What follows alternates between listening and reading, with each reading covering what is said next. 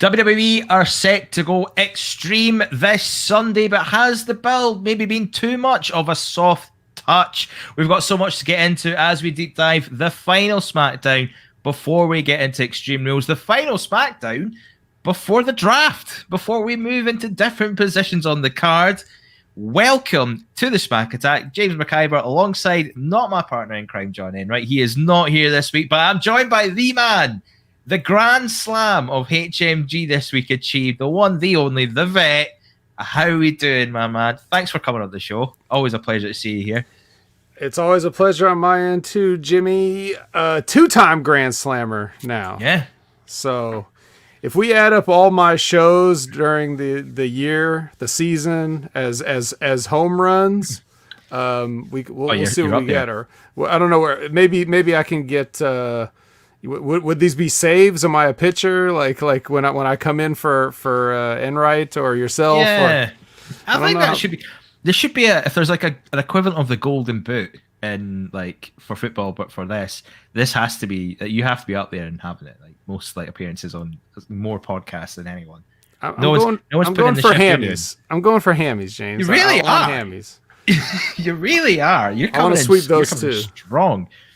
Yeah. I don't know if I'm up for anything. I'm supposed to be up for producer of the year, but because I don't have I've not got the backings of like an Aaron Stevens and April Hunter or the Beautiful People or Stevie Ray. I'm humped.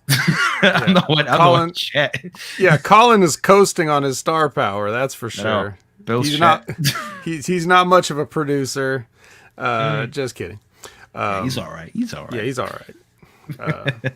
Yeah. But we try to make it easy for the producers. At least I do, because I just want everything to be boom, one take. You know, you listen to guys the supposed industry leaders or professionals, and you listen to their shows, and you're just like, oh my god, can you put this out there? You know, like the what's his name? What's the guy from PW Insider? Dave Shera. Yeah. Oh my god, just the most amateur hour, eating on the air, just like all kind of stuff. You know what I mean? I don't get that. Like that's just like why? That's just unprofessional. Without you can't do that sort of stuff. To be fair, I drink like a bottle of beer or juice, but then you do this. You have to do the step back thing, or you've got this. I've got an off button, a mute button here. Right. Keep it. No, I don't want to hear chewing. It's honestly my pet peeve. I hate it. Just in general, I don't like the sound of chewing.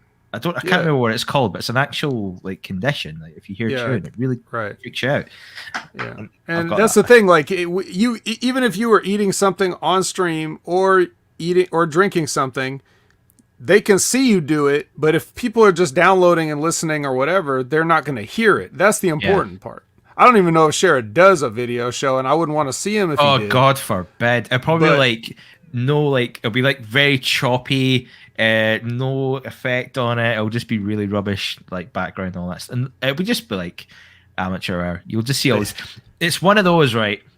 And I can't say much because I've got like all my games and stuff behind me, but it'll be one of those podcasts where like folk put their title belts and stuff on like a wall behind them and all that stuff. I judge them heavy for that stuff. I would fucking marks.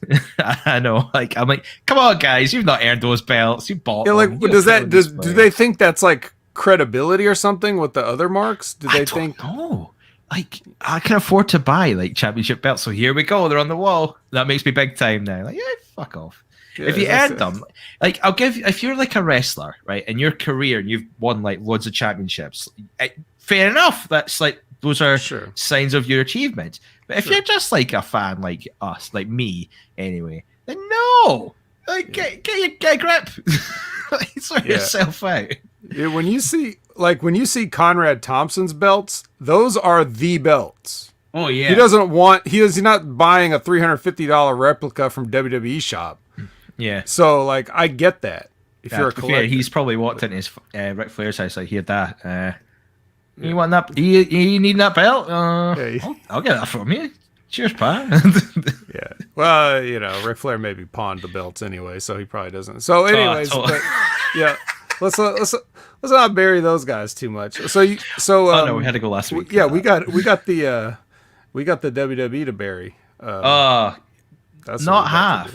that half this week. You know, we got into SmackDown, the last SmackDown before Extreme Rules. Doesn't feel very Extreme Rules to me.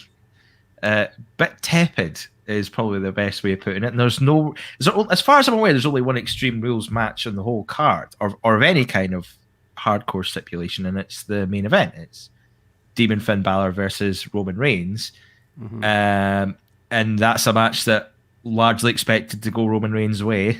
And there's no reason to not think that. Oh, there is a reason. There is a reason, James. You think? Yes. Here's the reason. Well, there's a few reasons. Let's get into it now. Yeah, that's it. Why not?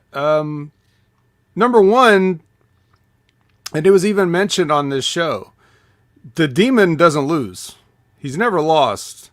So, in essence, of course, there can be a first time for everything, but why necessarily bring it out if you're not going to? It at least gives the impression like there's more of a chance. Okay, and then now if you look at the build such as it is to this, you know, Finn Balor, after getting jumped by the Bloodline, still almost beat Roman Reigns in a TV match. True. That is very true. So you kick it up a notch with the whole Demon thing, which they have been protective of and he has been protective of. Why not? And here's more. You're gonna have to beat Roman sometime. It's now the time, though? I don't know, but when is? They have nobody. And the people that they have, who else is there? You got Brock Lesnar. That's what you got. Now, if Brock Lesnar is involved somehow in this match in so much as he wants a piece of Roman Reigns, more so than the Universal Championship, that he can hand the belt off to Finn Balor, get into his program with Roman, then he can come back around to it and collect it back from Finn Balor, a body paintless Finn Balor, assumedly. You know, they're not likely, and the reason that we don't think they're likely is because we look at the WWE and everything they've done, and it's pretty boring. So you just assume that they're not going to do anything to really like shake up the thing and shock people, you know, but you don't have any other options. You know, like saving the belt for Brock is it's not any better or worse of an option than just giving it to Finn Balor, because the people like Finn Balor and they'll get behind that. Then he can get into something with somebody else while Roman's fucking off with Brock, and then they can all come back and, you know, get their business back in order. But I mean, you're going to have to beat Roman sometime. So I think it's as good a time as any, even if it's unexpected, or especially because it's unexpected. I think that's initially why I was so surprised that Big E won the WWE Championship, because I thought that came out of nowhere, right? Yeah, like I thought that was the guy. I thought perfect person. We've got the circumstances in which to plant the seeds. He was planting the seeds leading up to, well, last week pretty much. So we thought that was going to be the way we go, and it felt like a logical step. You know, you've got the guy. It could happen any minute. So you've got this Finn Balor thing that would happen and the Brock Lesnar stuff, and you could arguably have set up. I don't know if you could stretch it as far as WrestleMania. That WrestleMania seems so far away already, you know. So there's a lot of work to get done. But I think that would have been the made man. That's my thinking of it anyway, is whoever is winning this championship, you may as well have a made man out of it rather than someone like Brock Lesnar is never going to be bigger by beating Roman Reigns, you know. But that's not a bad thing. Brock Lesnar's the enigma of this whole scenario. He could do whatever he wants, and he's always going to be the top tier of the card. Well, you also got to remember, though, in recent times, when we see Brock Lesnar last, single-digit minutes lost to Finn Balor, single digits lost to Goldberg in there, Drew McIntyre. Drew McIntyre, Seth Rollins just basically squashed Brock Lesnar that one time. Yeah, like the opener as well. Yeah, why do we believe that Brock Lesnar should be, you know, back to 2014 levels when he's basically run in to do what I like to call the finishers match, where, you know, he's in there with somebody, they just hit finishers until one of them doesn't kick out of them. I don't know. I would just like to see them do something here fresh and and just give it a chance. Now, Sonic says here in the chat, like, probably going to build up Shinsuke to beat Roman because he's mad over. Well, they didn't even let Shinsuke beat AJ Styles when he was at the height of his overness. Yeah. So that just shows you that Vince doesn't have faith in, that. But, I don't know. No, that's not going to happen. I'm sorry. As long as I feel bad because I love Boogs, but as long as he's paired up with someone like Boogs with an act like that, it's hard to kind of see that being the. It seems like you have to present yourself in a totally different way to be the main event of WWE at the moment. Like, there's a certain style or presence about you. You see how Bianca Belair is when she was champion. Bobby Lashley, how he was presented. They have this certain way. You can't be silly as such. You can't be goofy. You have to be someone's professional or profoundly over the odds, like a superstar, as it were. Weirdly enough, they're called superstars, but you have to kind of excel at what you do. And it's weird. The mid-card doesn't present itself like that. It seems like it takes a lot of work to get you into that mode. Big E's a nice move up.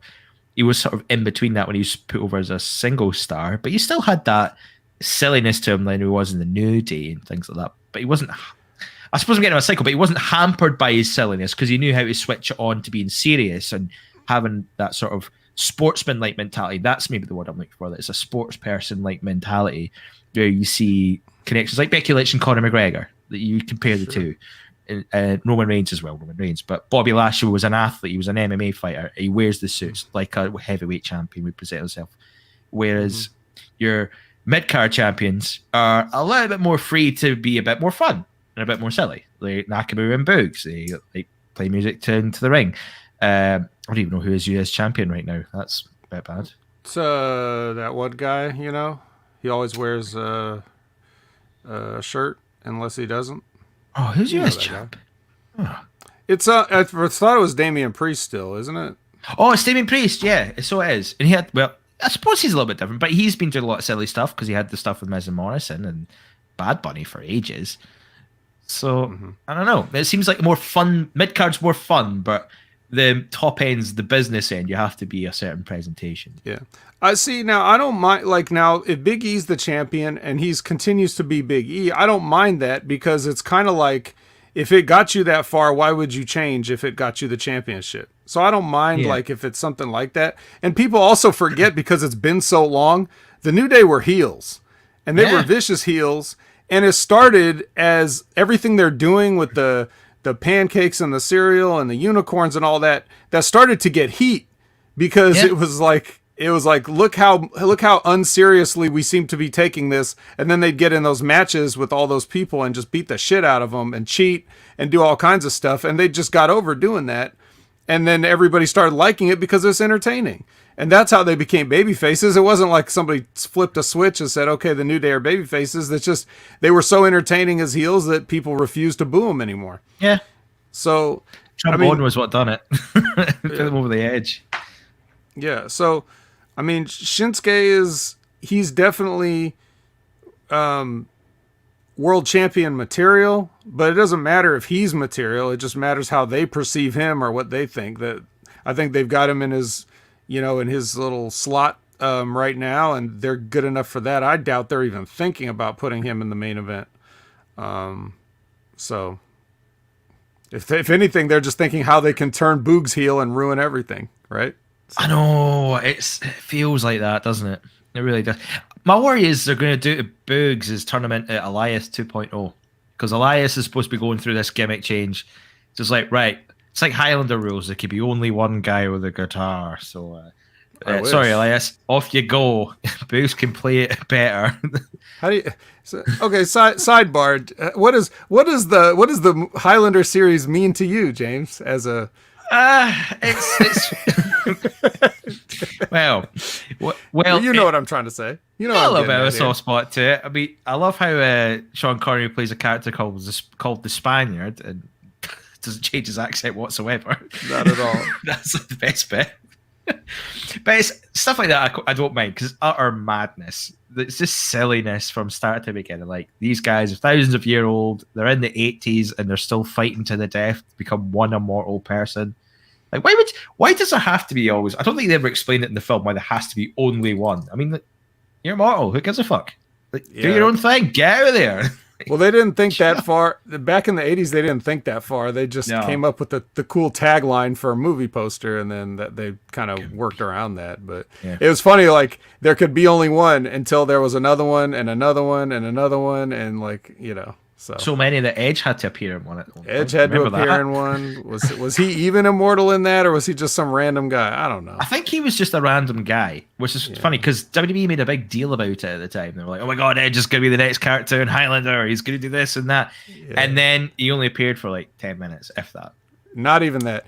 Remember the 90s, James, when you would watch all these projects that these wrestlers were involved in because they hyped it up, and then you watch and you sit through like an hour or 2 hours for like a combined total of like 30 seconds of a wrestler that you liked, kinda, and like you're just like, why did Baywatch or what?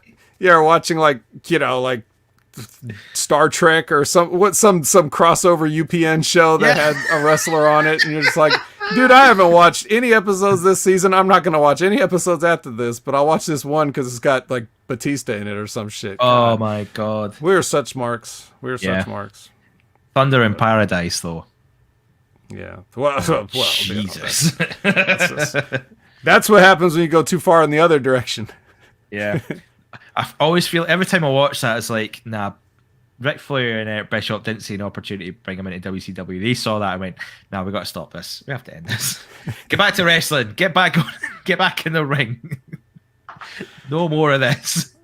Yes. And then we got the NWO. So I guess it was a good trade. It worked out all right. Hogan off TV shows and onto TV sports. It's probably better. Oh, hang on.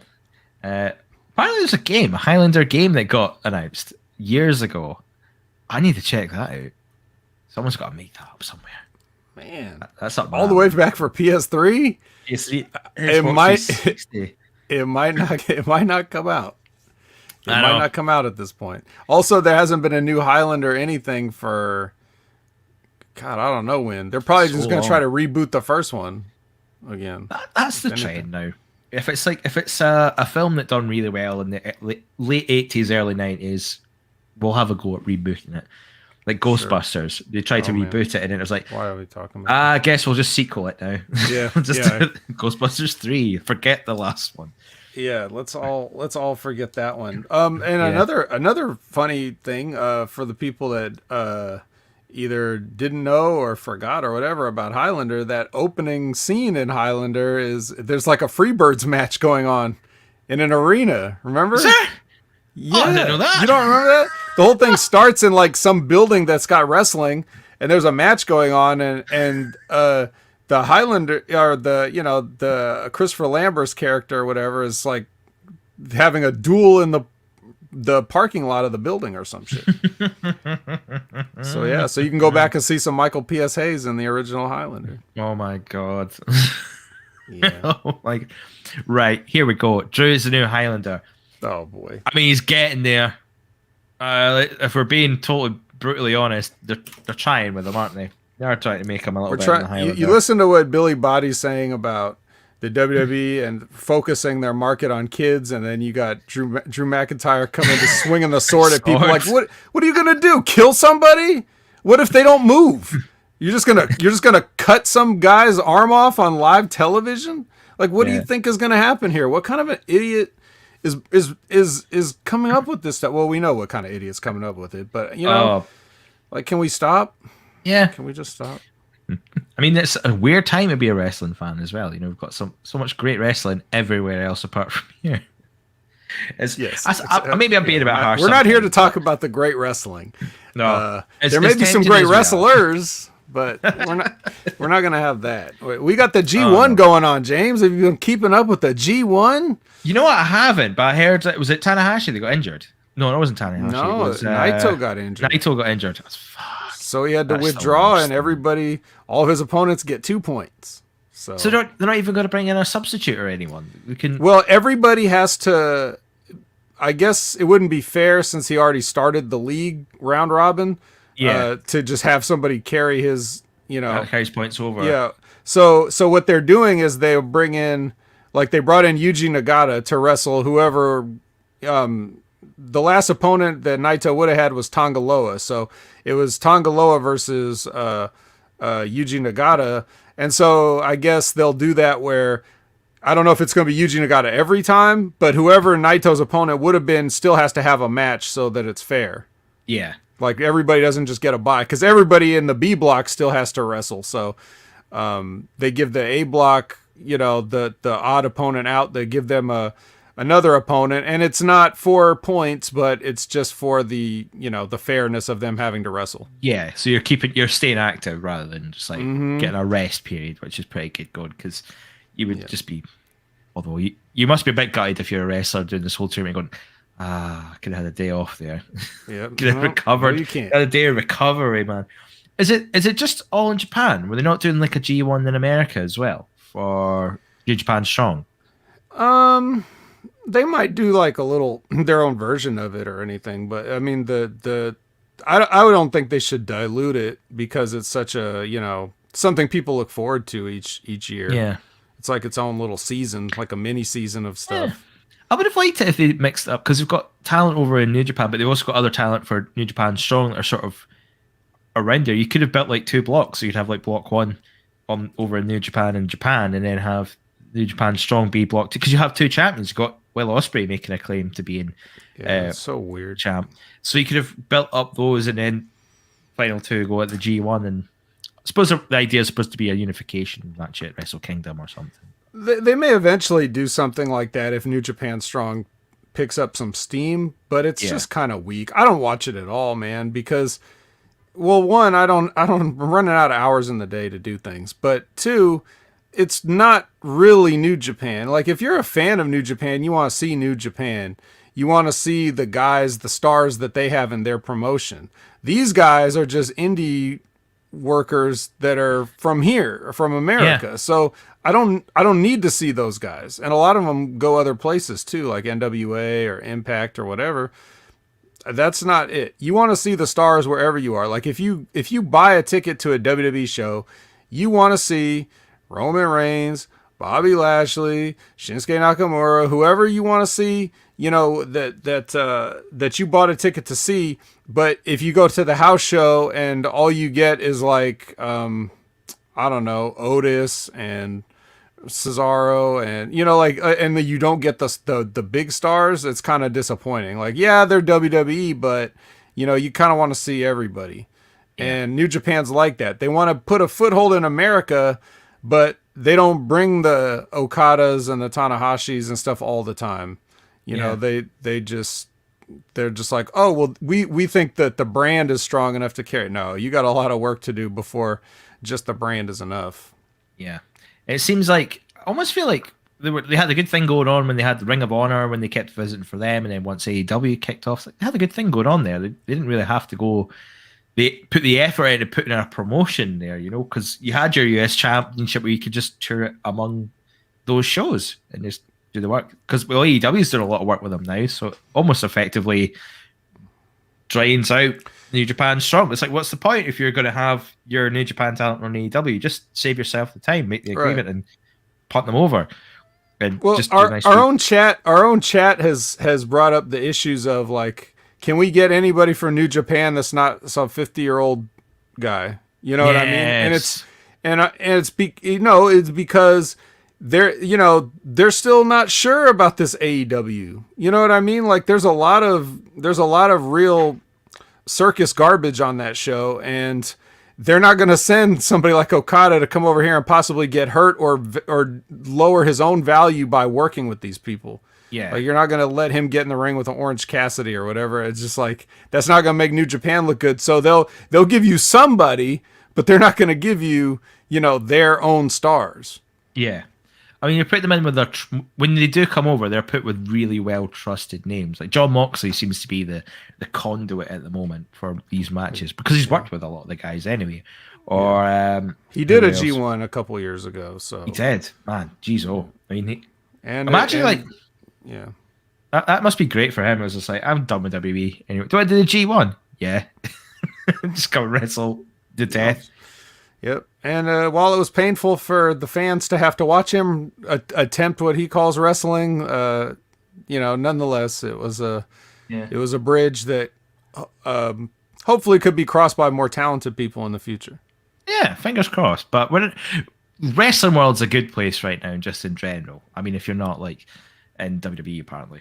I mean, I don't know. I feel harsh for saying that because it's not all bad. There is some good about it, but we're going to get into this week's SmackDown and kind of highlights why people are going elsewhere. Should we just get stuck into it? Should we just get really rock? Why waste any more time? I'm so excited to. Well, I will say that it's going to start off exciting enough for me.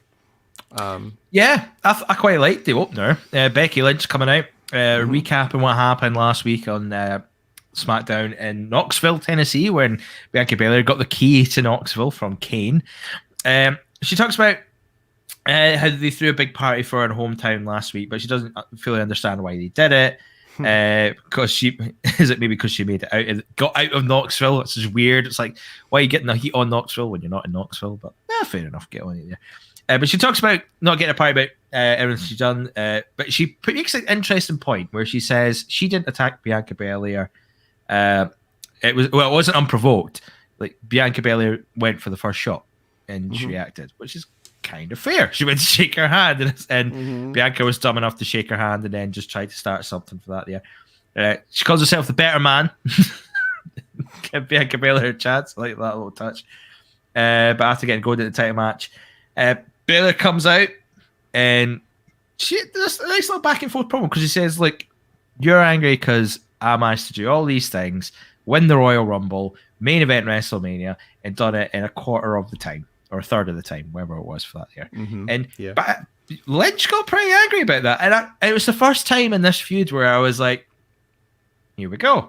This is where we're going with it. Makes sense. None of the silly jackets, none of the sunglasses, none of the other nonsense. Like, business end. Like, that's all I wanted from this feud. I was like, look, you're just you come back, you beat me fair enough, but you're not happy because I've done all this. I'm stealing your thunder. I'm the new one, and you're trying to prove a point. Like the I always wanted this to be the competitive edge of this match because it's all it needed to be. And to get a heel Becky Lynch is you don't need to do the silly Conor McGregor things. You just need an angry Becky Lynch with a point to prove, and not doing it in the way that makes everyone happy. And here we go. It's like she's not happy. Everyone loves Bianca Belair. She's done really well. She's jealous of that fact. And she's now coming to take back what's hers. That was good for me. I'll finish off the segment. We can deep dive it a little bit as well. And BL tells Lynch she's matched love compliment. She goes for a handshake and Becky Lynch slaps her in the face because what idiot decides to shake a heel's hand?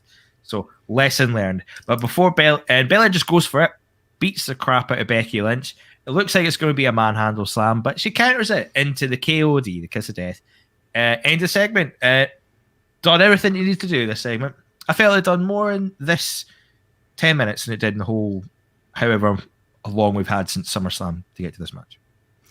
I agree. But it really didn't matter what they did. As long as Becky's out there, I have a smile on my face. And she played this perfectly. Even the thing where you were saying, like, why get heat on Knoxville when you're not in Knoxville? Well, don't think it wasn't calculated because you see how she's trying to play both sides of the fence right here. You know, she's supposedly a heel, but says who? Who says she's a heel? What is a heel in real life? Do heels think they're heels? So she thinks she has a point by, saying like, I was just out here to shake your hand. Why would you do this to me? Like that's kind of what a heel would say, but technically it's true. And she knows that the people that are in that city won't have any particular affection for Knoxville. So the Becky fans are still going to be on Becky's side. And like Spaceman said, the crowd was divided. He thought he heard cheers for Becky. No, Canada Spaceman, you did hear cheers for Becky because guess what? She's over. Becky. And these people will not let her be a heel. They're gonna they're gonna pick their side. And there's no reason not to like Bianca Belair really. So it's kind of a weird decision to go with this. Yeah. You didn't even have to make her heel, did you? Really? No, you didn't. Yeah. And it seems like they're just playing around with it. like they're dancing around the edges. And by they, I mean mostly Becky, because I think she probably has a lot of input on her stuff at this point.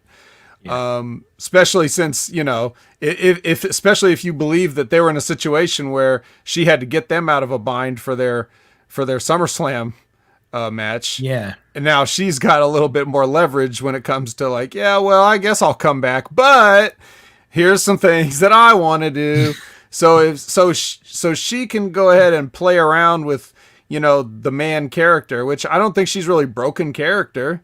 Yeah. You know, she was kind of a bitch as a babyface when they tried to turn her heel, but we talked all about this, like, you know, one of the other 20 times I was on the show, but she is, like I said, playing with the stuff and making it more interesting, especially with her delivery on everything. Like, she's really kicked it up a notch from, you know, I would never have called Becky like a bad promo, but she's been worse than she is now for sure.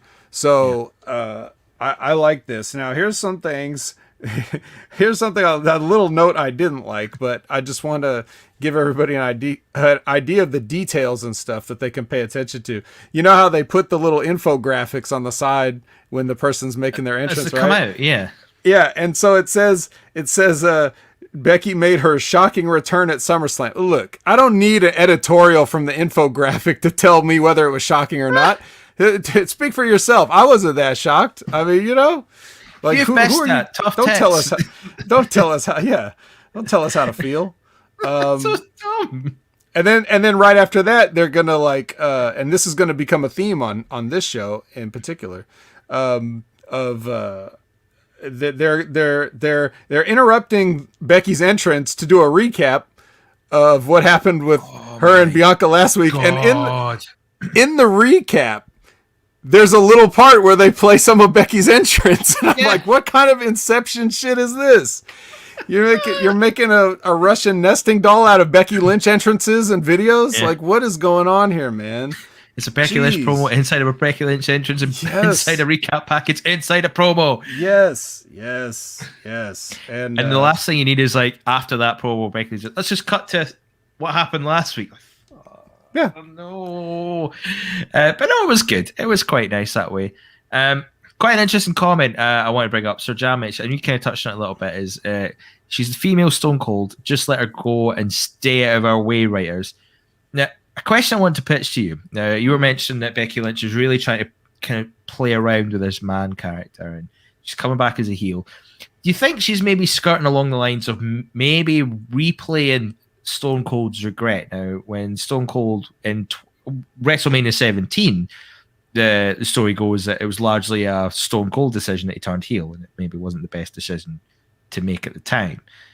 And he regrets it. He regrets turning heel at the time, which may or may not have been the right move. It's up for debate. But do you think this is in a position where Becky Lynch could turn on this after a few years and go, man, I wish I never turned heel on this, or played around with the idea of turning heel? Or do you think this is just what it is, just a bit of experimentation, just to see what fits, and once we get a groove going, we're on the right track? Yeah, I think it's more so just trying to do something just a little bit outside the cliche box of what they would normally do, of having the very well, I can't even say that they're black and white characters, but just a lot of like miscasting, and they're like, this person's a heel because we're telling you they are, not because of anything they've really done, or any, like, no deeds or actions or anything like that make them a heel. It's just, we're going to tell you they're a heel, and we're going to put them up against people that we want you to cheer, you know, to kind of steer your opinion one way or the other. Yeah. People draw the parallel to Stone Cold and Becky. Reason being, I guess, because Stone Cold was he was very set in his character where he really didn't get along with anybody. Yeah. Heels, baby faces, anybody. He just seemed like a very much of a loner. And that's sort of what Becky turned into when she started doing the man thing. But originally, if we remember, they just tried to turn her heel completely out of pocket for no good reason against Charlotte, and that it backfired big time. so fast. It was like they don't want it. In fact, if anything, they made it cheer more. It didn't. No, James. It didn't fall flat. It completely got a reverse reaction because she slapped Charlotte and the building exploded. Bananas. They probably thought, but in cheers, not because and it was like a heel move. It was just like it was like a finally moment. It's like yes. But you know, in the WWE's mind, Vince McMahon's mind, whoever decided this, whoever's in creative, they thought that would turn Charlotte babyface and Becky would just be hated. And that just shows you how out of touch they are with their own characters and their own product. So they necessarily went in a different direction where Becky was still acting like an ass, and just telling everybody how great she was. But the people still like Becky so much that everybody likes Becky. I'm sorry. They just do. She's too genuinely good of a person. If you've seen her outside of wrestling and stuff, you just can't help but be a fan of hers, even if you don't like her wrestling or you don't like her character or whatever. But you can't hate a wrestling fan like her, that's out there doing stuff. So like that's where the connection comes from. And that's why the fans will refuse to treat her as 100% heel. And when you have that level of respect and admiration, it's really, really hard to go against that. And you even see that a little bit with Roman Reigns. Like the fans respect Roman to the degree that they'll still cheer him because he's sometimes just the cooler option in whatever scenario he's in, right? And Paul Heyman makes things fun, so the fans want to like him. I mean, did you see that video a couple of weeks ago of that fan that was like on the second or third row and he was shouting at people, telling them to acknowledge Roman Reigns? Acknowledge him! Acknowledge your champion! He's holding a WWE title belt at this point, so it could have been that he was trying to get people to acknowledge himself, but it was like, acknowledge your champ! Acknowledge him! It's like such a weird thing. But it's true, like, that we are kind of a strange bunch in that regard, that if we like someone enough. Yeah, I mentioned this on the Light the Fuse, just that people like what they perceive to be authentic, even if it's not authentic. If they can be fooled enough or whatever into thinking it's authentic. If you're a fan like us who's living their dream of being a wrestler, or if you're legitimate in whatever you do, like if you're Brock Lesnar or something like that, then they will respect you and kind of like you. So people like Becky Lynch, and she's never going to be like a full 100% heel.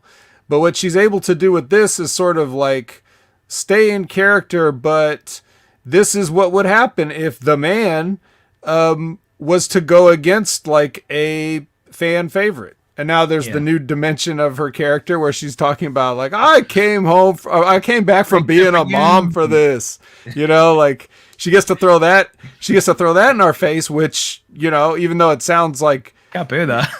Yeah, it's still true, It's like, boo the baby, boo. You can't do that. You can't boo a child that's for being born. But it's interesting though when you bring that up, because like, largely I always like to think that wrestling's pantomime.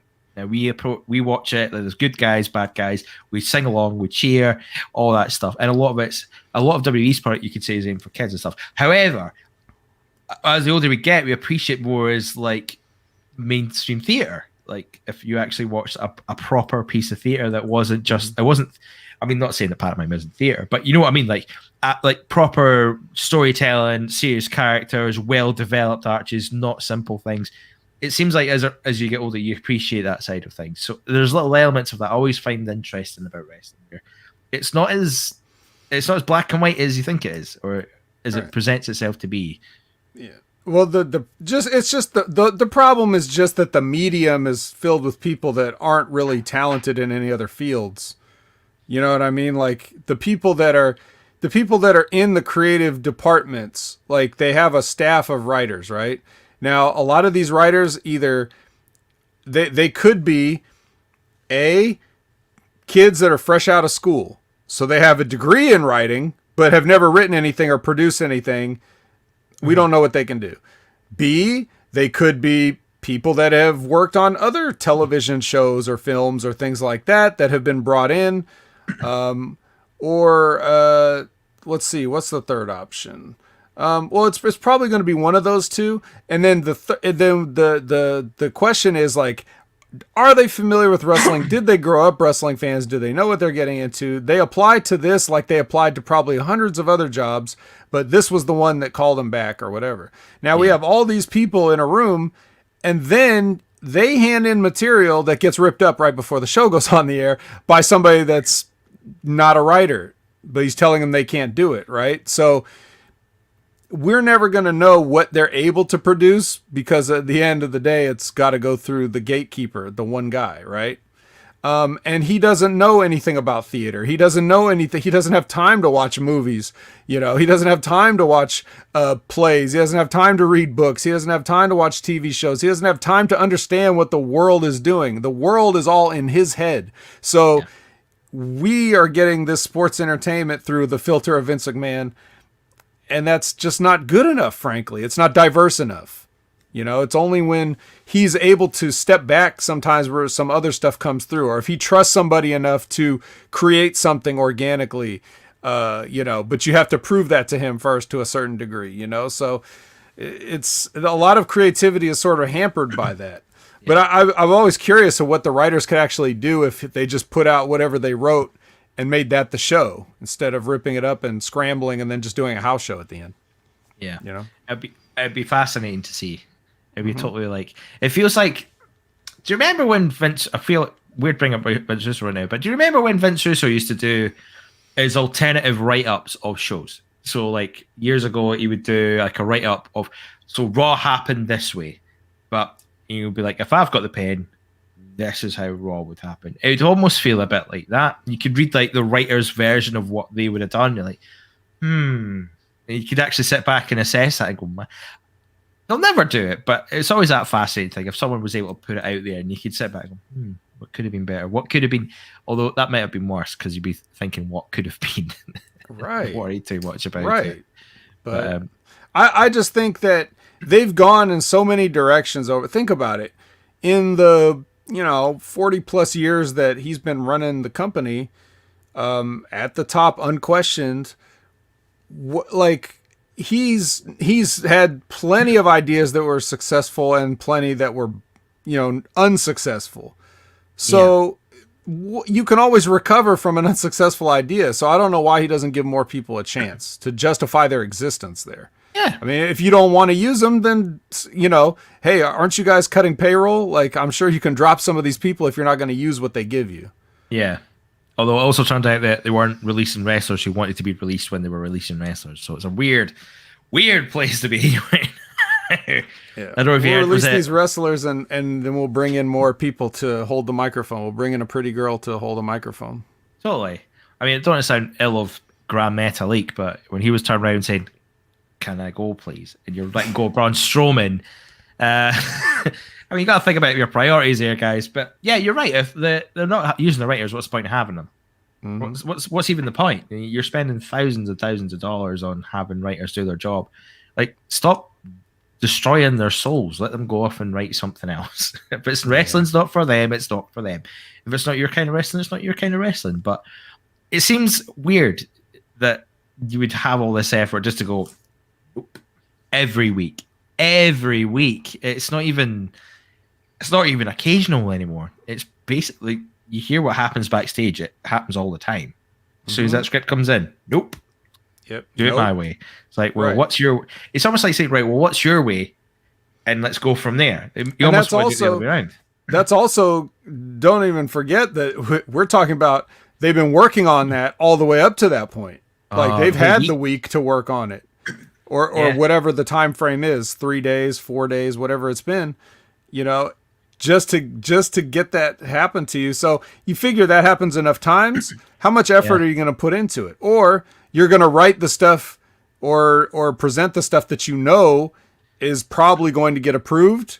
And then what's the difference if you're trying to write for this guy? Then what's the difference than him just writing it himself? So you're not really getting the individuality and the creativity. It could be way worse. We don't know, but give him a chance. Anyway, the point is Becky Lynch is a little bit like Stone Cold, but I think I do think that one thing that people forget is how much of a heel Stone Cold was, even after. Like, if you look at the WWE's revisionist history, they will have you believe that he turned babyface the night he said, Austin 316 says, I'm going to whip your ass. No, it took like 2 more years before he got to that level. Yeah. Where people were like fully behind him, you know? It was like 1998 was the precipice of it all. Like, he was slowly built, but he wasn't quite there until that WrestleMania, and that's when it proper happened. I mean, like, they'll always go back to the WrestleMania 13 Iron Man, not that, the submission match. He had blood on his face, he didn't submit, and Bret Hart was already kind of turning heel. He was still doing his thing. Nothing changed. Right. So. Yeah, and directly after that too, like, he was still definitely a heel. And you know, people always talk about that double turn, but at the time, I remember watching it as a teenager at that time and seeing that, it's like, yeah, Bret Hart, kick his ass. This guy's been an asshole for like months and months, and talked about your family and all this stuff. And then if you beat the shit out of him after the match, like, why is Bret Hart a heel for that? Like, you know, it's just retribution at that point. You got more of heel Bret in the main event segment when he came out and cut that promo on Shawn Michaels because he lost his smile and all that, which is totally different. So, you did see a little bit of that, but it wasn't the same. But anyway, we're diving into the good stuff, very good stuff. Yeah, but we have a Becky now. That's the best we can hope for. We'll just have to settle for a Becky. Absolutely, yeah. She's prettier than Stone Cold. I mean, absolutely, 100%. I would not complaining there. Karen Spaceman, you can be happy now. We're finally getting to the next segment of the show. He's hitting the wrap it up box on us. I know, he's like this the whole time. Get it up. Come on, boys. Come on. Shinsuke Nakamura versus Apollo Crews. This match doesn't have to have happened. It didn't need to happen. There was no reason for this match to happen. I don't know if you listened last week, but I pointed out that in the past, since July, Nakamura has beaten Apollo Crews 7 times. Not a win going Apollo Crews. Yeah, I think I did hear you say that, but I didn't hear the amount of times. It's 7? Yeah. 7 times since July. I think every match they've had, Nakamura won. And any, not just like one-on-one, but like one-on-ones, tag team matches, and all the other stuff. Nakamura has always got the win over Apollo Crews. So, and that also includes a 2 or 3 week Apollo Crews sabbatical where he wasn't there at all. Yeah, so it's been even longer. Yeah. He's been getting smashed off. Make that 8, and that including this week, it's 8 now. So this has to be dead and buried, this feud, because there's nothing more they can do.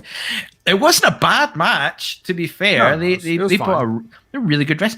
The Gorilla Press Slam was a bit gnarly for Malakin, but it looked impressive in the sense that Apollo just made it look like nothing. He just went, whoa, gone. You see a lot of Gorilla, they just do a lot of, whoa, but he was just through him, which I quite liked. It was quite a nice wee touch. The fans liked it. I mean, the fans were into the match. Maybe it was enhanced, but there was a pop when Nakamura won. So they're enjoying themselves. Getting involved. They quite enjoying Boogs getting involved. I do too. Commander Aziz had a great facial. I don't know if you picked it up on when Boogs went for the belly to belly. Commander Aziz's face of just absolute shock and horror. Because he knows he's about to get thrown on the fucking floor. Yeah, there's like nothing he can do. Yeah, that's not like, oh, it's not cool. I'll tell you what isn't cool too. Before this match even happens, they're backstage and they just show Nakamura and Boogs jamming out. Tony Storm's right there, and Tony Storm's there, and they're playing this song that you're about to hear in a couple of minutes anyways. I don't like that. This is a Impact thing, which I have since gotten canceled, by the way. There is no more music during backstage interview segments, thanks to me. You're all welcome. All of you Impact fans are welcome. Now they're starting to be a little more professional in their interviews, but now here's the WWE, like, we're about to see these guys make an entrance. So it takes away from the entrance if you're already hearing the music before. Well, you know what I mean? Why do that? Make it seem like Boogs is warming up, like if he's about to do. But they're not. They're playing. They're not playing his music as he comes. Yeah, they're playing the track, not Boogs on the. If Boogs is jamming on the guitar solo, that's different. Totally fine. I think they could have done that. It's still not good, because then it's still, again, you're giving that, you're about to have him come out. The first time he comes out should be the first time you see any of that stuff. The first time you see Boogs, the first time he jams on the guitar, then they hit the music, they do all the stuff, the entrance. You don't just show that all in like 5 seconds before with a random Tony Storm standing there and then just do it again after the commercials. That's not without Toni Storm even. Can we not talk about that? Toni Storm just randomly didn't even come out. Just did that one bit and never done anything else. Well, she did say that she's a Boogs fan when Dolph Ziggler was trying to hit on her. Totally. I feel like we're getting a band coming together now. We're gonna have Boogs, I feel like we're getting Toni a rib Storm, on Toni Storm here, where she has to be involved with this idiot. But like it's gonna be another Mandy and Otis thing. Oh, get ready for it. Not fair. Get ready for it. It's not fair, but we're gonna have to deal with it. Toni Storm's legitimately one of the best women's wrestlers on the planet, and we're just not using her. We got a match out of her last week, and that was it. Hey, you like rock music? Go stand with that guitar guy for a second. And then like, get out of the way and never be seen again. Yeah. Sounds like, thanks. See you at the draft. That's a thought. She could get drafted over. And like, what have we done? That's something else to talk about later on as well, the draft. But like it just seems like such a waste to have Toni Storm here and not use her. And even more so when later on in the match. Never mind. We'll get to that segment later on. I'll have a rant about that. What did I say about miscasting? I've been saying it since you've known me. Miscasting. You got Toni Storm to be the groupie. Sorry, that's not the best use of a Toni Storm. Or she could just do both. Like if you want to have her pop in and say hi to Boogs while he's playing guitar, and then just have a match completely unrelated to that, you could do that too. But I don't know. Yeah, we got Nakamura and Apollo Crews instead, where of course Nakamura won. Aziz tried to get involved. Boogs did the belly suplex. Good question from Canada Spaceman. Aziz, can he speak? Probably, but he won't be allowed to. That's short and simple of that. Yeah, his lungs flew out of his mouth when he smacked on the mat outside. Yeah, what's he gonna do? But like Aziz, he's now in a spot where surely he's got. Oh, you mean Dabba-Kato from Raw Underground? Is that? Like what that the guy? Fuck? Like, when you're watching this, like surely it's time to fly the roost. I feel bad for saying it, but he's starting to get a bit. He's just being used as fodder now. We don't need a guy like that to be used as fodder.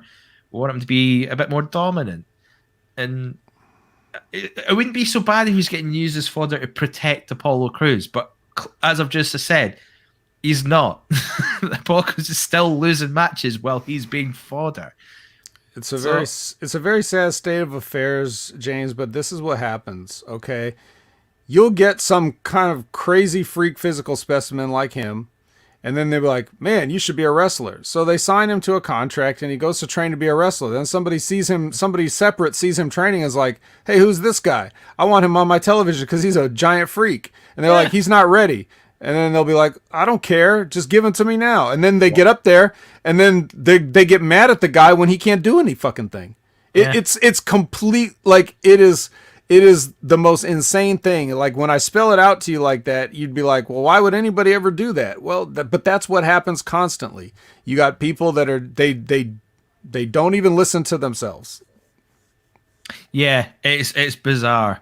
So we've got him in a position where it's just not looking good for him for that. It's going to be hard for him to recover as well. Like you say, he's not a great worker as such. We've not seen him really have a match and work. But like the longer he goes in with this pairing with Apollo Crews, then surely his stock's just going to gradually drop. And he has to do a lot of work to get himself up.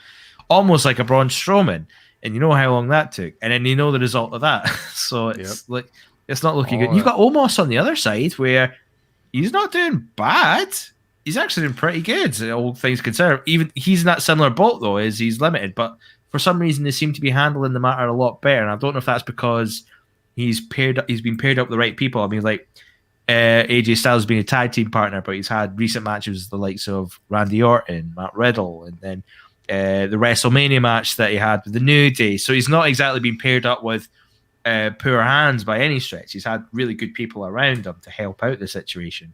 But it seems like Aziz has got the wrong end of the stick for this. Yeah, those are the kind of things we really just don't know for sure. If I was around it physically, I could get a better sense of why that was happening, but I have no idea why. Some people get the treatment and others don't. But you're right. Like Omos and Aziz are in the same exact situation of you got two freak giants who can't do shit because they haven't been trained. So they get pulled up and it's like, well, you'll learn on the road or whatever that is because they they were in empty arena era. So you'll learn in the empty arena. And then for whatever reason, they protect Omos and it's not that Aziz is not protected because they don't usually put him in a position to look bad, but I guess this would be the first time where he just gets tossed on the floor by, the joke guitar guy. But he's starting to be less of an impressive presence. He's not as threatening as he once was. When he first came out, you'd be looking over your shoulder for Aziz. Now, not so much. If that makes sense. He hasn't been there at all. Yeah, that's the thing.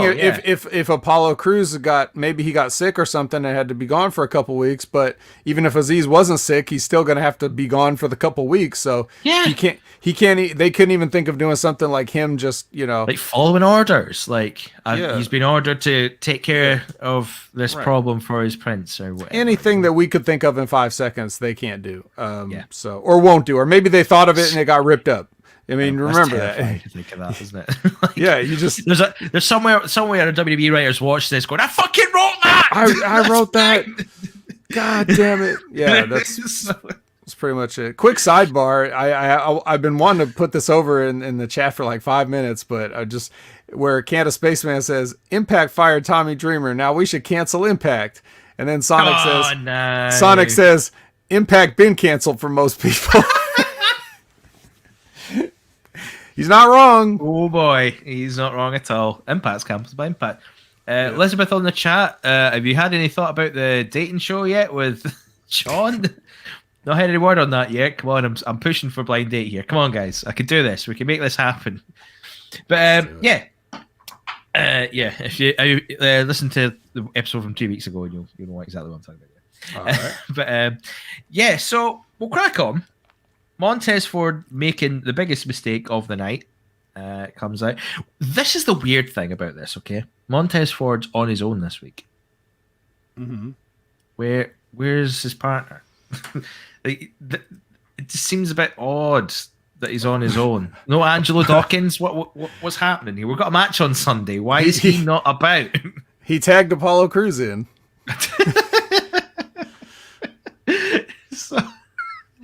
But Montez Ford's on his own, building up Extreme Rules, talking about how they're going to win their tag team titles back. And the main crux of this, he calls the Usos not Reigns' bloodline, but his bloodline bitches. And the Usos don't take offense to this. Roman Reigns takes offense to this. And he decides if they get offended or not. I know. And this is where I found out that WWE is very much like prison. As soon as you call someone a bitch, fighting time. But there's no other action for it. As soon as that word comes out your mouth, get ready for fisticuffs. Although in this situation, Roman Reigns decided he asked Heyman what did he say there? And Heyman says the greatest tag team ever were called bitches. Yeah. As always, with anything even tangentially related to Paul Heyman, the word bitch is going to come up at some point. Mm-hmm. It's almost like a secret weapon. Like, okay, and then you'll call them bitches. Yeah, I died when he said he was out. He was pastoring. He was the one doing the marrying. He wasn't getting married. He was marrying the two people. Sorry, I had to jump in there. But it was. It seems wrong. It's Reigns taking the reins. Strange enough that there. I just like the back and forth between Reigns and Heyman just now as well, where he's being his advocate and as such. What did he say? And Heyman takes back. Raymond says he wants the match with Ford. Go make it happen now. And he talks about the match at Extreme Rules. He's fighting against an undefeated demon. And Reigns just looks, why are you still here? Yes, great. Goodbye. As usual, all this is excellent. It's the best thing, anything in WWE is anything these guys are doing. Apart from the waste of 30 seconds that came up right after the break, where it's him and Adam Pearce and Sonya Deville, and then it's like Roman Reigns wants this match with Montez Ford. Okay, yeah, it's yours. What? Yeah, It's nice to just see that she's not standing in a room texting. So that at least there's something slightly different about this. But here's where in the office, if you notice, he threw in that phrase. Paul Heyman threw in the phrase "undefeated demon." You've got an undefeated demon. So that's where was that? Planting that seed. That's reminding everybody, hey, demon don't lose. Demon don't do no jobs, James. He don't do no jobs. I don't see why he's going to lay down for Roman this Sunday. So just putting it out there. I'd be surprised. That's what I'm going to say. Sonic says, how many times a week do I got to see Heyman cry to Pierce to sell you to make a match he wants? 1 or 2 times. That is how many times. But Heyman's good at it. He's a lawyer for a reason. So good on him. Anyway, Seth Rollins with arguably the best promo of the night. I think hands down it was the best promo of the night for me. We did get a recap to go into it, though. Oh, yeah, of what he did. Of the injury. So I believe that's the second recap. Yeah. I did want to say one thing about the other, when people go up to DeVille and Pierce and demand something from them, I would just like just once for them to say,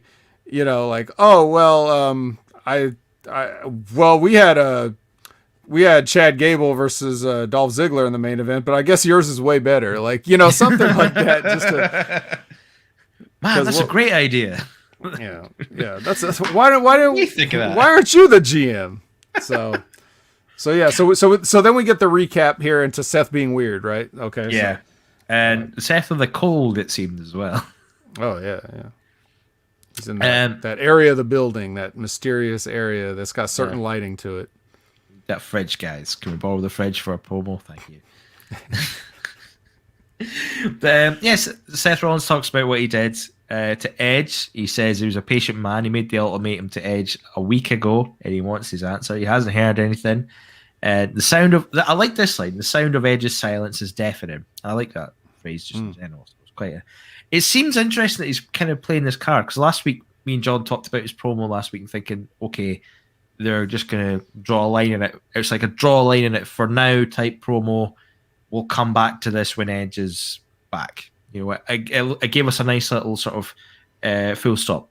Yeah. We can kind of follow on. So Seth Rollins can do his own thing. When Edge comes back, we're like, oh, by the way, this happened. And they can jump right into it. So it seems interesting. We have this promo where he talks about Edge is still hurt. He's clearly hurt. He wants that acknowledgement that he's ended Edge's career, pretty much. Hey, acknowledgement is only for one person on this show. Yeah. I just want to know I'm the guy that done it, pretty much. Yeah. He says something really sinister, though. He makes the call to Edge that I'll give you till next week. We'll see you next week's show, and you can come and tell me to my face that I've ended your career. If not, he'll find where he sleeps and beat the words in front of his family. Mm-hmm. And good thing it's the TV. If this was a real situation, the police would be getting called very quickly. Mm-hmm. It's quite a weird threat to make, even though, why would you go and beat him up to know he ended his career? He's not in the ring anymore. Yeah, job's done. What you got to worry about? He won't be happy until he's like an actual invalid, I guess. Yeah, just to make sure. In a wheelchair, just like, I have no spine now. Yeah. Thanks, Seth. Yeah. Well, I wrote a note here that said, let's hope he has to do the home invasion, because, it's the only thing that's going to be interesting. Of course, knowing them, they would overproduce it, and it would be like a 5-camera shoot with all kinds of coverage and editing and stuff like that. It would turn into a cinematic masterpiece if they were to do that. But don't worry, guys, you don't have to sit through that, because spoiler alert, Edge tweeted out later in the show, I'll be at Smackdown next week. Woo! So don't worry. Surprise. Yeah, no home invasion, no beating up in front of the kids, nothing interesting. Just a wrestling promo. I was thinking that. I was like, what were the last home invasion segments? The ones I remember were Triple H going to Randy Orton's house, Undertaker kidnapping Stephanie McMahon in '99. I would count that. That's a kind of home invasion. And then Pillman's got a gun. So they've got a great track record for home invasion angles. Kinda. Well, each one got successively worse, but yes. Which is strange when you think the first one was Pillman's got a gun, and they made it out like someone actually got shot. So They probably should not have had Pillman have a gun, but everything else about it was pretty good. Oh, it was great. Like, he's waiting. He had his 2 football player friends, and Steve Austin was beating him up in the yard. Like, dude, throwing him in the kiddie pool. How good was that? Like, yeah, they have like on-site reporter, as if it's like war journalism. Yeah. Like, we think he's coming soon. We don't know when. We don't know where. And don't know how. But we are prepared for this. Right. It was corny in a way, but like, it still felt like sort of urgent and somewhat realistic. Now that you fast forward to like the Triple H and Orton thing, where he through his window. He throws him through the window, but there's already a camera outside shooting it that they cut to. Like, you wanted to sort of like you want to just sort of rough with one shot it, and then oh my god, and then have the cameraman jump out the window and like follow that. That'd be fun. Yeah, no. They think they're cinematographers. They think they're real directors. They think they make movies, pal. We don't make news. We make movies. Make it news. That's what makes it good. Yeah. I'll be interested to see what happens next week then when Edge appears. Conveniently, it's the draft episode of SmackDown. I don't know if this is the time to bring it up, but this is the last SmackDown of the current roster that we're guaranteed to have. Oh no! This was a very sad and somber moment. Very sad. I'm very worried, if I'm honest. Like, I look at the roster What if we lose Otis from Friday nights? Like, how are you going to cope? What happened to them, by the way? Where is Alpha Academy? They're gone. They're on the show. You don't remember? No? Were they on the show? Yeah. What were they doing on the show? There's a scene where I didn't have it written down. But there was a scene where I think it was when Roman was getting ready to go for his match with Ford, and the Usos were with him, and then Alpha Academy walks up and stares at him. Because of course you would just stare at a person awkwardly. You wouldn't say anything to them. Roman. Like, of course not. That must have been like a blink and you'll miss it thing for me. Like, I must have not been paying attention to that. It was. Oh God! But yeah, man, why are they actually? But Otis has been doing really good work considering. Like, he's done great. So it's weird that he's not on here. My worry is Roman Reigns is going.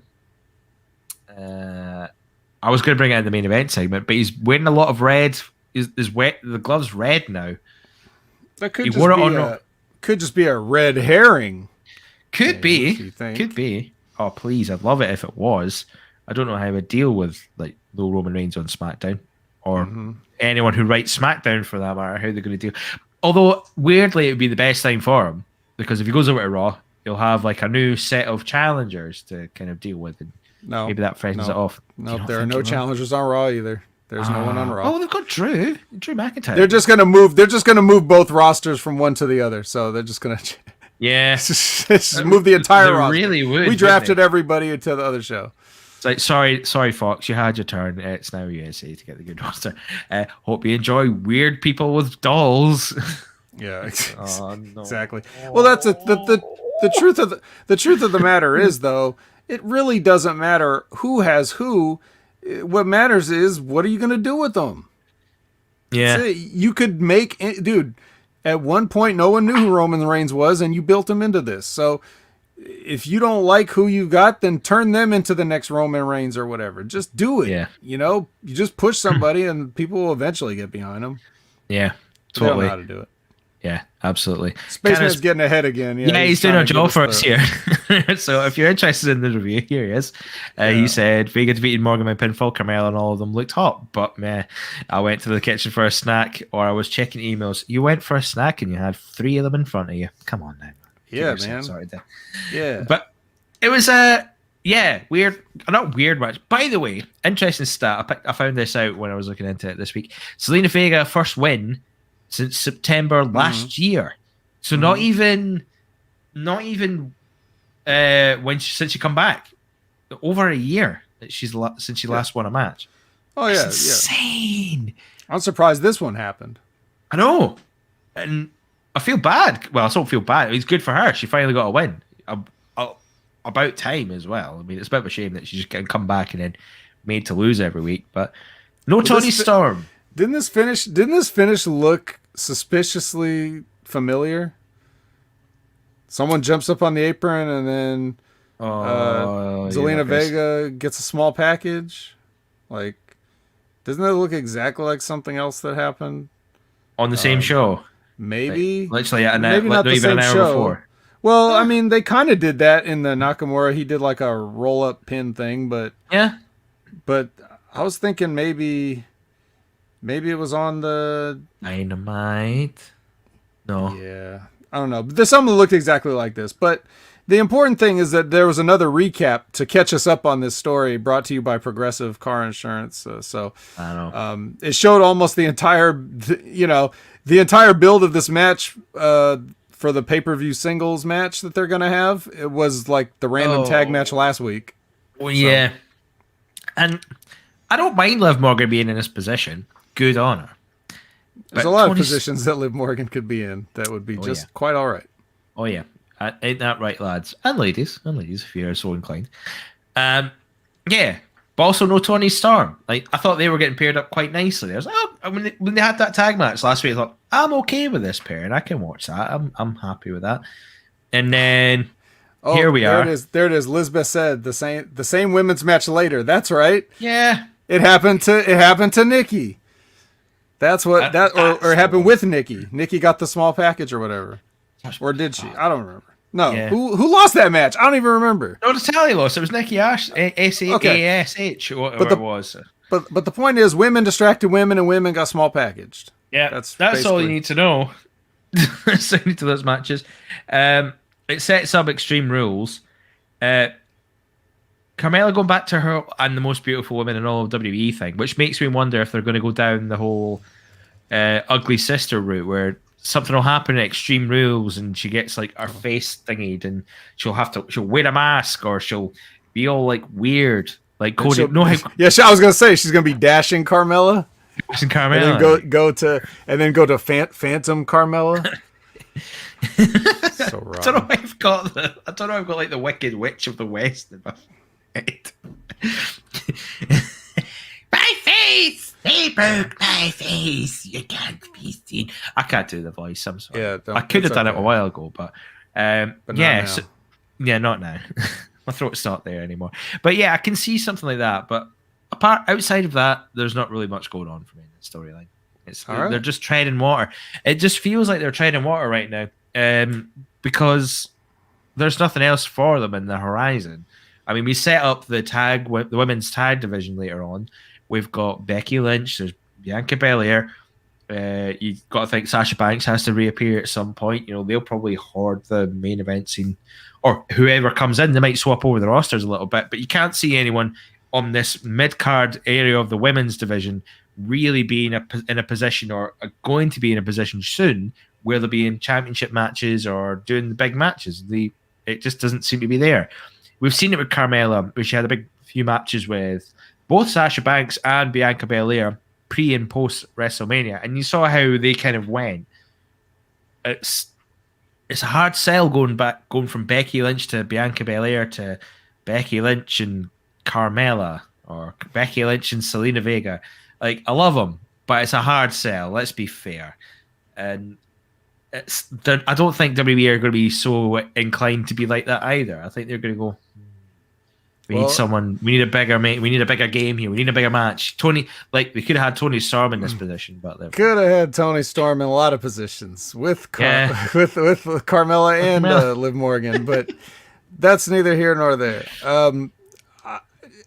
But this all goes back to the job they're doing. Like, you feel the way you feel because of how these women have been presented. Of course, any of them might be capable to be in a feud with Becky Lynch, but because of what they've been doing, you don't feel that way. It's just that simple. These don't feel like stars. They feel like it's just their turn to be on, to have a match. Yeah. It doesn't even, nothing they do feels important or interesting. And that's not their fault. It's just the way that just the lackadaisical effort that is put into promoting these matches and these women. So yeah, and men, like the men, there's plenty of men where it feels like, why are you even here? Like, why do you? What am I supposed to care? Even a tag team champion, like, do you care who a tag team champion is at this point? No, it doesn't matter. You don't even know who they are. You barely know who they are. You didn't remember Damian Priest was United States champion. There's a reason for that. Exactly. There's a reason you don't remember, because it's not important to them, and so it's not important to you. So I don't know. It's just very unfortunate all around because it's not like any of them couldn't carry off a program. They just make it you feel like they're lower on the card than somebody like a Becky or Bianca, because how they're treated, not because their matches come on earlier, but just because of how they're generally treated and presented. Yeah. So it's like an uphill battle for them. Yeah, and Carmella was like a 2-time Money in the Bank winner. I think she won the championship at least a couple of times, maybe just once, but doesn't matter. Like she was a top person, and she was top heel for a while. She was like, and she had that. We talked about that SummerSlam match with Becky Lynch turning heel. Carmella was the third in that match, and she played her part in that, so she can do it. Also a person that the crowd liked, but they turned her heel, but she didn't have the Becky Lynch cash to not have the fans come with her and fight against it. Yeah. So when they turned her heel, people just accepted it. Yeah, I don't like you now. So that's easy enough. Yeah, but I don't really think the Carmella character needed to be a heel. Not that she's not doing a good job, but they kind of just turn everybody heel, James, if you really think everyone gets it. Everyone gets a turn. Doesn't matter. Yeah. Doesn't matter how well you're doing. You'll get a turn. It'll be your time soon. They won't be satisfied until there's not a likable person left in the company. Yeah, like John Cena is the only one won't get touched. It's like you'll always be a babyface. He's not here. We'd rather you not be here than be a heel now. Get lost. Damn it. Yeah. So, but, now speaking of people that we'd rather not be here. Oh, come on now. Baron Corbin, his new segment, Happy Talk. Happy Talk. Talk about things we like to do. If you don't have a dream, how are you going to have a dream come true? Why they never used this as the music for that segment, I'll never know. Come on, guys. Pull it out the hat.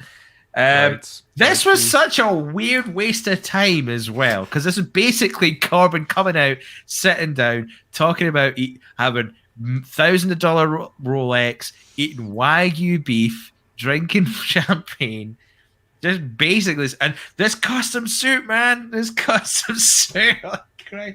is all this segment. The suit was cool. The suit was cool, kind of this base, man. I appreciated it. It was a kind of suit I would wear, to be fair. It was this nice blue color, nice shirt. It was really well done. He's well dressed. But that was basically what this was until Kevin Owens comes out. Then Riddick Moss comes and just attacks him. I can't. When was the last time we saw Riddick Moss? Was it like underground?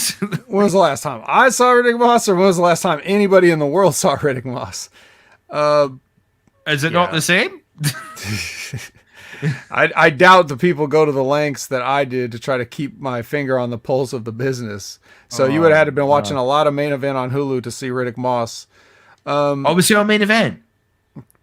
Most of the time, if he was on that. Well, at least he was. On something. he was competing for time with Ricochet and Ali and Grand Metalik, of course, and oh my God, that's limbo if I've ever seen it. And don't forget Humberto Carrillo; like he's always trying to get a spot on that. They can only have 2 matches. They can only have 2 matches, James. So it's because we've got to talk about this week on WWE as well. Wow, man, what happened on Raw this week? Yeah, yep, exactly.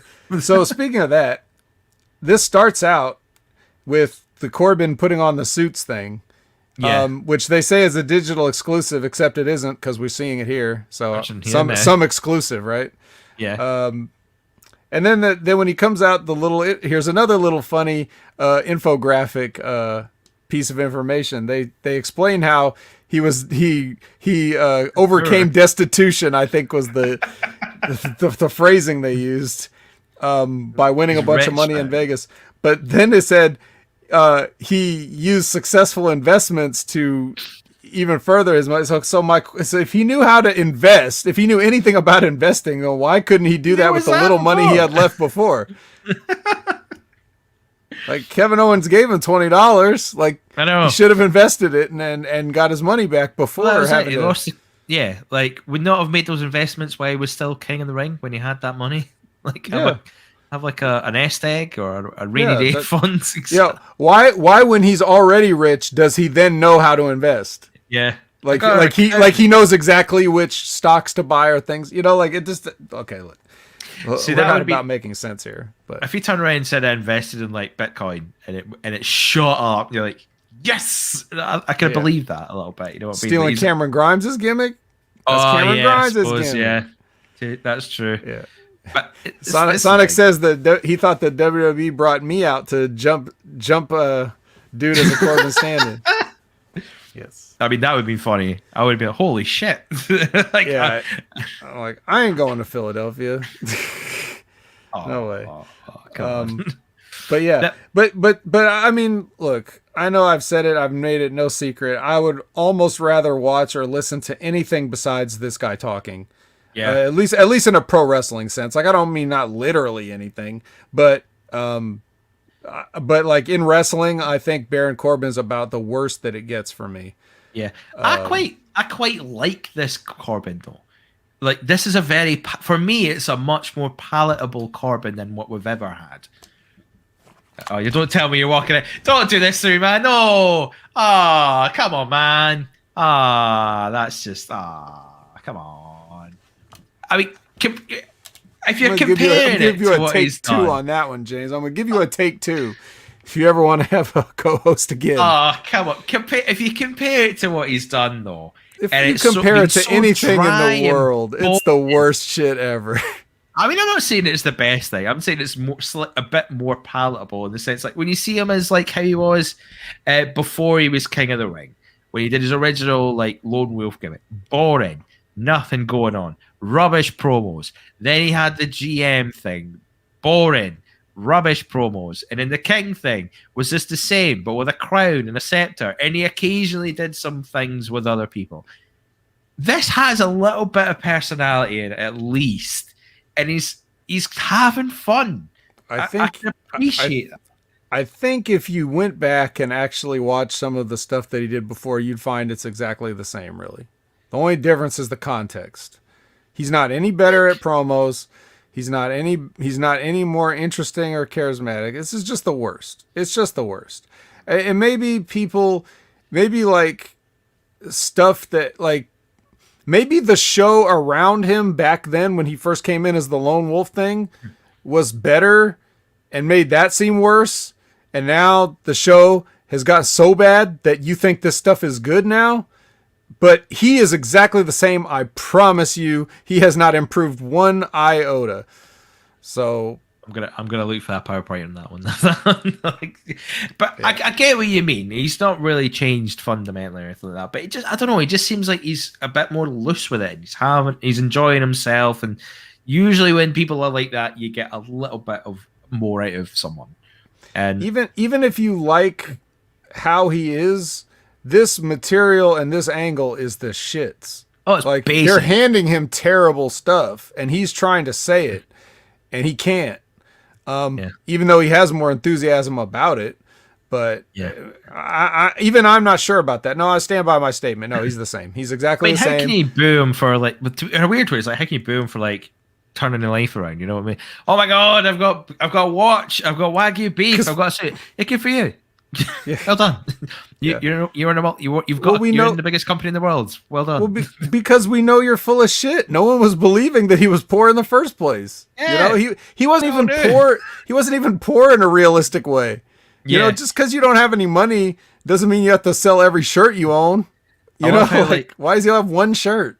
It was like, I think Vegas was like, man, here's $100 note.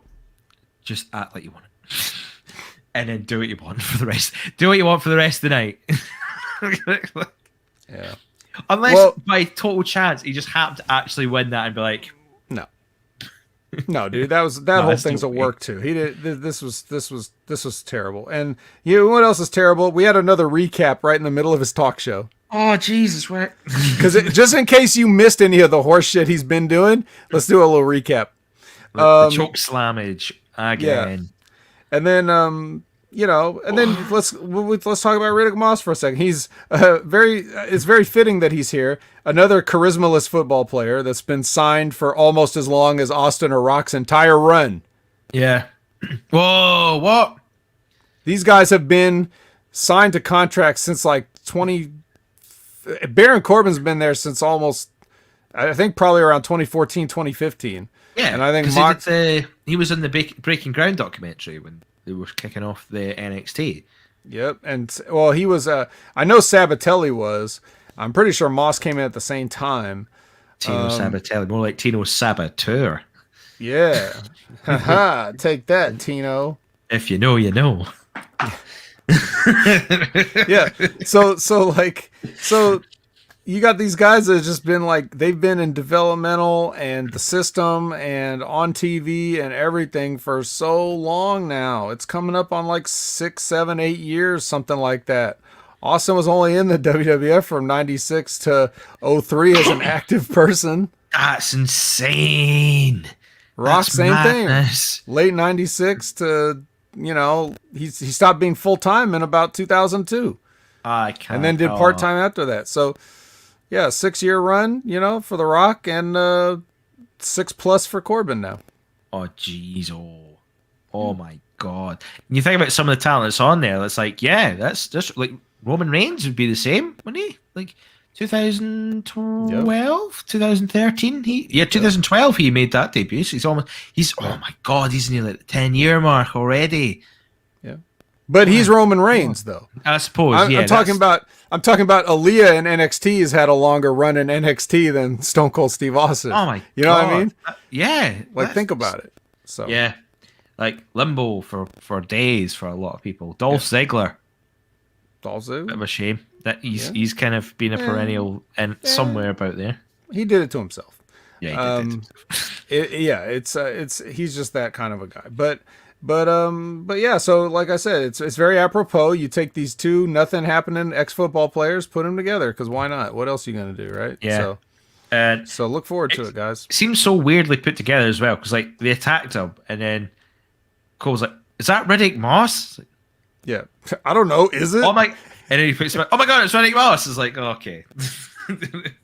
Yeah, same reaction. Like, okay, Riddick Moss. Okay.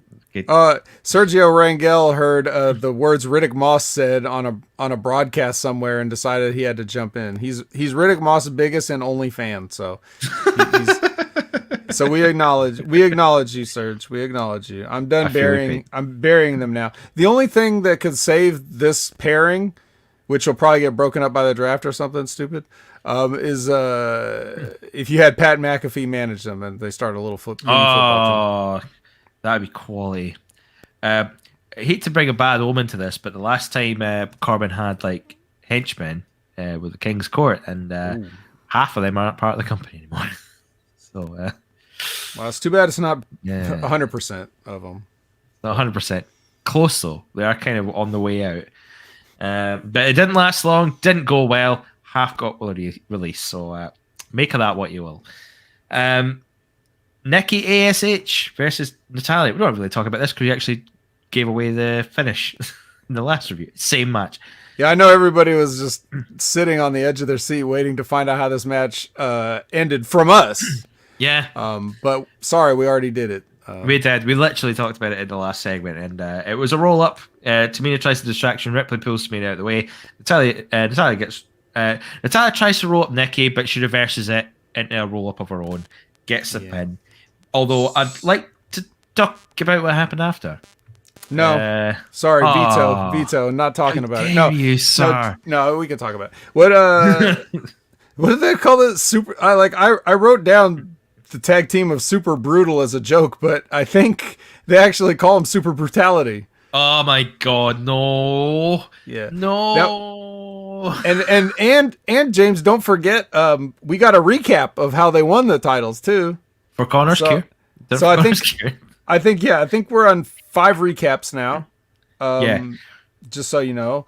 And don't worry, it's going to get a whole lot worse. Yeah, we don't get to talk about Rhea and Nikki much because they were on Raw, but now with their tag team championships, that's like a basic work visa to any show they want to be on. Except NXT, because now they have their own tag team championships. But anyways, so what do you like about these ladies, or not like? Because we never really got to discuss them before. Well, the one that sticks out the most like a sore thumb is Nikki Ash. The names gets on my head already. It's like, why are we calling her ASH? You could have just kept it as Nikki Cross, or called her like, I don't know, Mighty Nikki, like Mighty Molly or something like that. I don't know. Or some kind of superhero-ish name. Yeah, she's almost a superhero, but she won the title, which I would have thought would have been like, establish her as a superhero because she's now the champion. No. Job done. Mission accomplished. No, you don't get more powers. If anything, you get weighed down more, so it's even harder to fly because the 10 pounds or whatever. But I'm kind of sitting here waiting for the day she turns heel on this and becomes the best in the galaxy once again. Because, like, this is the thing. It's like Nikki Cross. Kids love her. Turn her heel. Yeah, true. That's a good point, actually. Tell a lie. But, like, Nikki, she's, again, at a point, she was one of the best female wrestlers in the world. She was at Shimmer. She ran the show in the UK. She was in Japan, traveled the world, got to NXT, and then she sort of got lost in the shuffle. To be fair, she's not the tallest. She's not the tallest ever wrestlers, but she does really well. She's a good hand. And I suppose, like, I like the idea of it, but the WWE's got the habit of leaning into it too much, because when it first happened, Nikki, I don't know if it was a promo or if it was like an interview she'd done, and explained it so well to me that even I was like, yeah, you know what? I'm up for this. And it was supposed to be like this inspirational message where if I can do it, anyone else could do it. Now I'm just, my superhero costume is just sort of symbolism for just fighting, doing what you have to do, working hard, achieving something, and all these nice things. It wasn't just about being, you're a hero now. It was like, it was this idea of kind of positivity and getting the right energy behind doing something, and anyone could do this and be yourself. It was a nice thing. I thought at the time anyway, I thought it was a nice thing. Sorry, I knocked my mic. But then WWE are like, but you're almost a superhero, so you're gonna do superhero things because you're almost a superhero. But it's like, no, it's the heroism is the positive message that she's trying to bring. You don't have to be a superhero unless you want to do the hurricane thing, which would be cool, but you're not going to do that. You know what I think, James? You hate it. Well, it's not really about hating Nikki or the gimmick or anything, but I'm just going to be honest about what I think it is, and I could be wrong, and I dearly, dearly hope I'm wrong. I think that this is their way of making fun of those kids.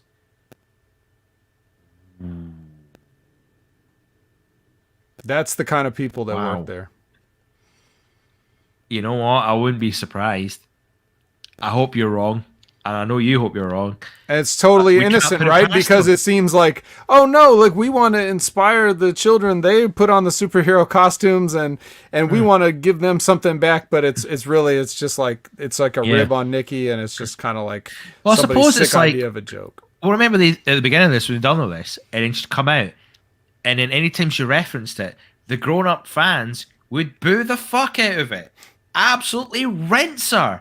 And it's like, great positive message there, guys. Be yourself. Good kids. Well done, kids. You're doing great, kids. You're doing great, kids. Don't listen to these grown-ups that are your superiors, not your superiors, but like your father figures, mother figures, the people you're going to look up to in the future. No, don't listen to them. Yeah, I totally get you. Because like that's the thing. It's like, yeah, it's a positive message, but it gets shat on at certain opportunities by the crowd. You know, the Connor's Cure thing last week, I almost feel like, was this a sort of defense? Critical, maybe, but it's almost like a defense mechanism for us. Like, if we do this speech for Connor's Cure, they will not get booed for this. That's what it felt to me. It was like, I think so. It's cynical for me to say that, but at the same time, it's like, it's such an easy, low-hanging fruit. We're like, look, superhero, she's supposed to be doing this positive message. Connor's Cure, let's just let her do this promo. They'll get the cheers, and then it'll look good, and then kids will be. It's almost like getting them back on side, because don't you worry, the grown-ups will get their way again. Yeah, it seems weird, and it seems like a weird pairing as well. Rhea Ripley, it just seems like randomly put together. What's the common goal? Why are they tagging together? Why are they friends now all of a sudden after they were feuding with one another? They don't know. They're just doing it. They'll say, "Oh, well, you know, it's the classic Odd Cup now. You don't know what you're doing." Look, let's go back to talking about miscasting, okay? How did Nikki Cross come into the WWE? What was her gimmick? Personality. She was no. Actually, no. Our very first one, she was Scottish. She was like, she's been Scottish the whole time. So we are not mistaken about that. She was Nikki Cross. Oh. And she wore blue. She was Scottish. Hi, I'm Nikki Cross. I'm a really good wrestler.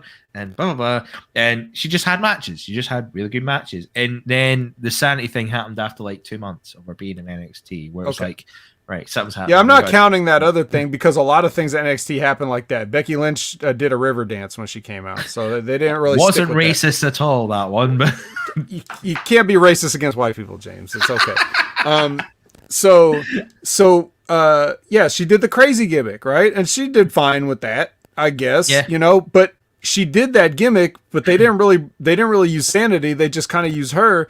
And then one day she just went from biting the ropes to just being Alexa's best friend and talking normal for a change. There was no transition, no explanation. She was still wearing the same gear of the ripped up jeans and all that other stuff. Same entrance, same actual music, and how she did her entrance. It was all the same. Yeah, all that was the same, but then she just started being nice and normal. Yeah. So, you know, like, I think it was fine just to have her do that gimmick because it seems like they're going to want somebody to do that gimmick again anyway. Maybe somebody did, I forget. But like, and Rhea Ripley, come on, that's a heel right there. She's the kind of heel that eventually does like the Stone Cold thing where people enjoy her kicking people's asses so much that eventually they just can't deny her. But it was way too soon for that. She should have come in and just being that whole, like, you know, Mad Max-ish, whatever her thing is, and been that for a while. These are two heels that you're forcing in, they're natural heels, and they're forcing them into into a role that they don't need to play right now. Yeah. And that's that on top of everything else, that's bad. Yeah. I mean, it's going to be a long time before Nikki Cross can become heel again. Because we saw what we did with Bayley. It was a weird decision at the time, but then when you look back on it now, it was a good decision, but it took a long time to get there. I don't even know if it was a good decision because even though she did well, again, don't confuse the performers making lemons out of or into lemonade and chicken salad out of chicken shit. Don't confuse that with that it should never have happened in the first place. They should have been handed a chicken salad. They should not have had to make it themselves. So even though Bayley's done good stuff, good memeable stuff, she's a baby face through and through. Like, don't force her not to be that. They just didn't understand her gimmick, and she, I guess, probably couldn't explain it to them. Yeah. I kind of think she was dead in the water when Booker T asked her that question on that panel thing, and she didn't have a good answer for it. And I think they never looked at her the same after that. But, 100% Bayley's a baby face. So the fact that she's a great heel doesn't mean that that's what she should be, because they got other people that there'd be much more compelling matches to see with people plugged into their correct slots. Yeah. So, think about if you had a good babyface Bayley versus a vicious heel Rhea Ripley. Think of that match. Would you want to see that match, James? Oh, hell yeah. Now, would you want to see heel Bayley versus babyface Rhea Ripley? Maybe out of curiosity, right? I wouldn't say no to it. Yeah, it wouldn't be as doesn't sound as good as the other one, right? No, not at all. But so I wouldn't say no. That's the kind of shit that I'm talking about, because they're so short-sighted. They don't realize they've got to build these people up if you want to keep people's interest. You can't just marginalize everybody. Yeah, but yeah. And speaking of the babyface thing and babyface heel dynamic, after this tag match, Tegan Nox and Shotzi ride out in a tank, and then fire a rocket at Ripley and Nikki Ash. Yeah. What's this supposed to do? Like, okay, they're coming for the tag titles. Great. But what? Like, what's the point in this?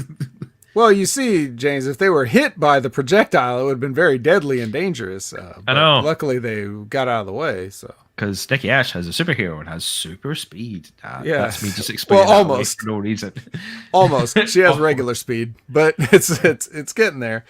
Yeah. Well, there's just Shotzi in her tank. She's had this thing for a while. It's just kind of what she does. I don't really know what else to say about it other than that. But where have these ladies been? Yeah. Not at all. They were hoisted by their own petard because they brought them out, and then Michael Cole said they have a win over Natalie and Tamina, and they should have got a title shot. Like, of course, fucking there it is, eh? The crux of the matter has been found. Like, what? Where have they been? Oh man, they were supposed to have a tag title match, weren't they? It's like, you just realised this, guys. What the fuck? Son of a bitch. It's almost like they could have done the Connor's Cure thing on Monday night. Almost. Oh, well, almost. And it's almost like they've got a gimmick that would tailor themselves to children who buy toys. Weird that. Yeah, as they ride to the ring in a child's toy. A child toy, yeah. They'll sell that tank. It will be a matter of time before they do a playset and the tank's there with the ring. Well, dude, I mean, like, her original tank, that's a revamped version, but when she originally used the tank, it was just some little, like, kids Power Wheels tank. Yeah. It was like, that is exactly what you would go into a store and buy. And she did. She bought it and she used it. And then they kind of revamped it for War Games, I think is what originally brought out the TCB tank. So, yeah, I mean, this is stupid, but of all the things look, here's my thing. If you're going to have something stupid on the show, it's got to be like at least in line with what the characters have always done. Yeah. So like, I don't want to see Baron Corbin talking about anything and talking about how he's rich and all this other stuff, because we know that's not true. But Shotzi has had a tank, and she continues to have a tank, and she continues to fire her tank projectile at people. So really, nothing's out of order here. Yeah. So we'll see how that goes. More women's segment coming up. Naomi comes to the ring and demanding a match. Not tomorrow, but today. Wait a minute. Wait 1 second. Are you trying to skip recap package? Oh, Jesus. No, it's not a Montez Force thing when he says he wants the smoke. Is that at this point? Nope. It is a recap of the Mysterios saga. Oh, because they do the backstage segment with Sami Zayn here, don't they? Yep, right before Naomi. So they do the Mysterios thing, then they talk, and then Sammy comes up and butters up Dominic and tries to turn him against his father. Yeah. Yeah, it was like, look, your dad's a legend. He's a great guy. He's done so much for this business. But the best thing for you is to not listen to him. It's like, fuck the guy. Yeah. After he said, to be fair, Dominic has a point though. It's like, look, I had him beat, and then every time he just got involved, and then I lost. Like, and then Ray was like, I'm going to wait because you're not thinking straight. And he walks away. He's like, no, he's got a full point here. What are you talking about? Maybe if he just like. All it seemed like to me was I asked, look, let me just do this on my own. Can you not? Like the way when he said it, it was quite sensible. I was like, I just want to do it on my own. Just don't be at ringside. Let me just do this on my own. And he's like, no, you don't know what you're talking about. You're crazy. Why? I have to be there. Like, come on, man. You're not thinking straight. I'll go for a walk. Simon Zayn's in that same locker room as this is happening. Yeah. Like, nobody saw him. 2 lockers away. Yeah. He was hiding. He must have been hiding in a locker waiting for Ray to leave. He's in the drinks cabinet, like. Yeah. He comes along and like. So I've overheard your conversation from 2 feet away. Yeah. Yeah. No shit. Yeah. Well, I mean, I like the idea of it, but I just fear what they're doing with the Mysterios, because again, we're talking about their simplistic. You got 2 baby faces, and you're going to turn one of them somehow, and it's not going to work. It's just not going to work. You can't turn Dominic heel. He doesn't know anything. I feel like if they can, they're not going to do it because they're not smart enough to do it. But I wouldn't mind just like a prove himself match. Like, Dad, I'm going to face you in a match because I need to prove myself that I'm capable of this. But as you say, they will turn him heel because that's all they know. What I would do is nothing for a long time, and then leave him alone. And then I would have a situation like to get Dominic sort of his story going. Oh, look, I just thought of this 2 seconds ago when we started talking about this. But here, let me lay it out for you in real time as my brain processes it. So if you have a situation where you got Dominic's on this path where he's losing, but he's learning and he continues to go on this thing. And it's got to get to the point where people almost get tired of seeing it. Like, and then he can start his winning or whatever, and you can sort of turn the redemption, and his dad's there to help him and coach him, and they can go through some ups and downs or whatever, but he can eventually sort of get on a path, and then there can be some tournament or something, right? Something like a King of the Ring type deal, right? Yeah. And you can have it to where Ray enters the same thing, and then they have to face each other. But this not because it's animosity or because, some writer turned in a script that had a way better idea and Vince McMahon ripped it up and just said, let's just turn him heel.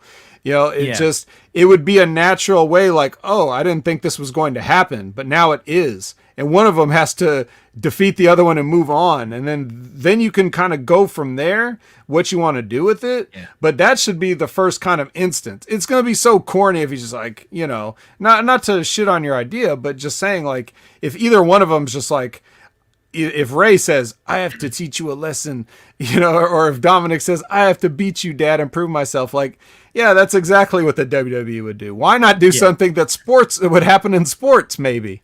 Something like that. Put them on the spot, really. Yeah, give them a reason to fight. Like, okay, well, I guess we'll do it now. We haven't anticipated it, but now we have to deal with it. Yeah.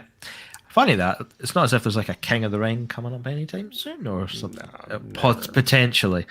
But I quite liked that. It was a nice sneaky segment from Sami Zayn. My notes don't have this. Why have I not put these in? Silly me. Yeah. Well, that's why you bring in the ringer, so that I can cover up these little. Yeah. It's been a long day, guys. I've been working all day.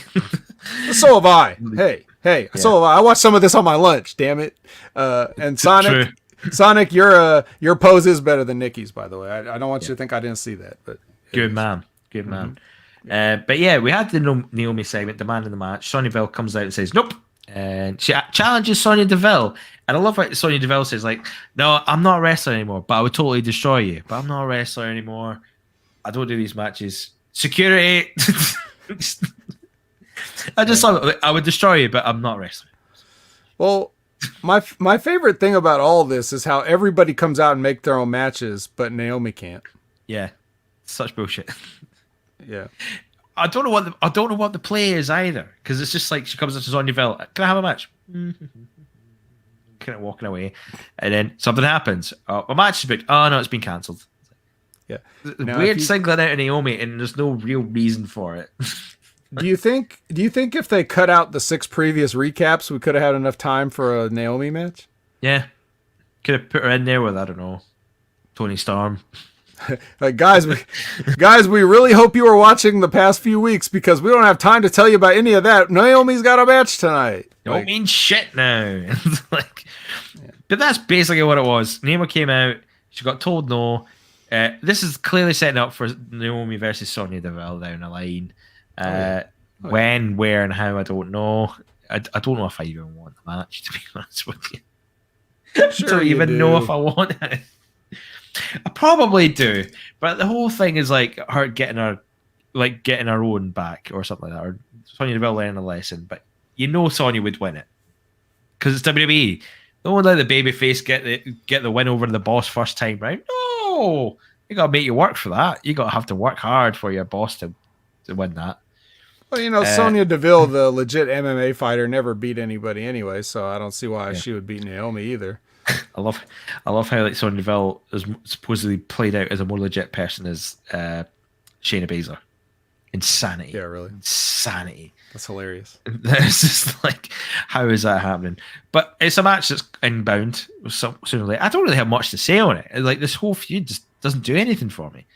And I'm just more like, I want to be excited for something. Like, a Naomi coming back. I was like, I've seen her plenty of times. She's a great wrestler. She's not going to stop. I'm not like, I feel bad for her, but I'm not bleeding my heart out because she's being actively stopped from wrestling. If I had to be Bianca Belair, I'd be right. I'd be like, oh, that's Sonya Deville, damn you, like, or something like that. But because it's Naomi, we've not seen her for months. It's like, what's another week?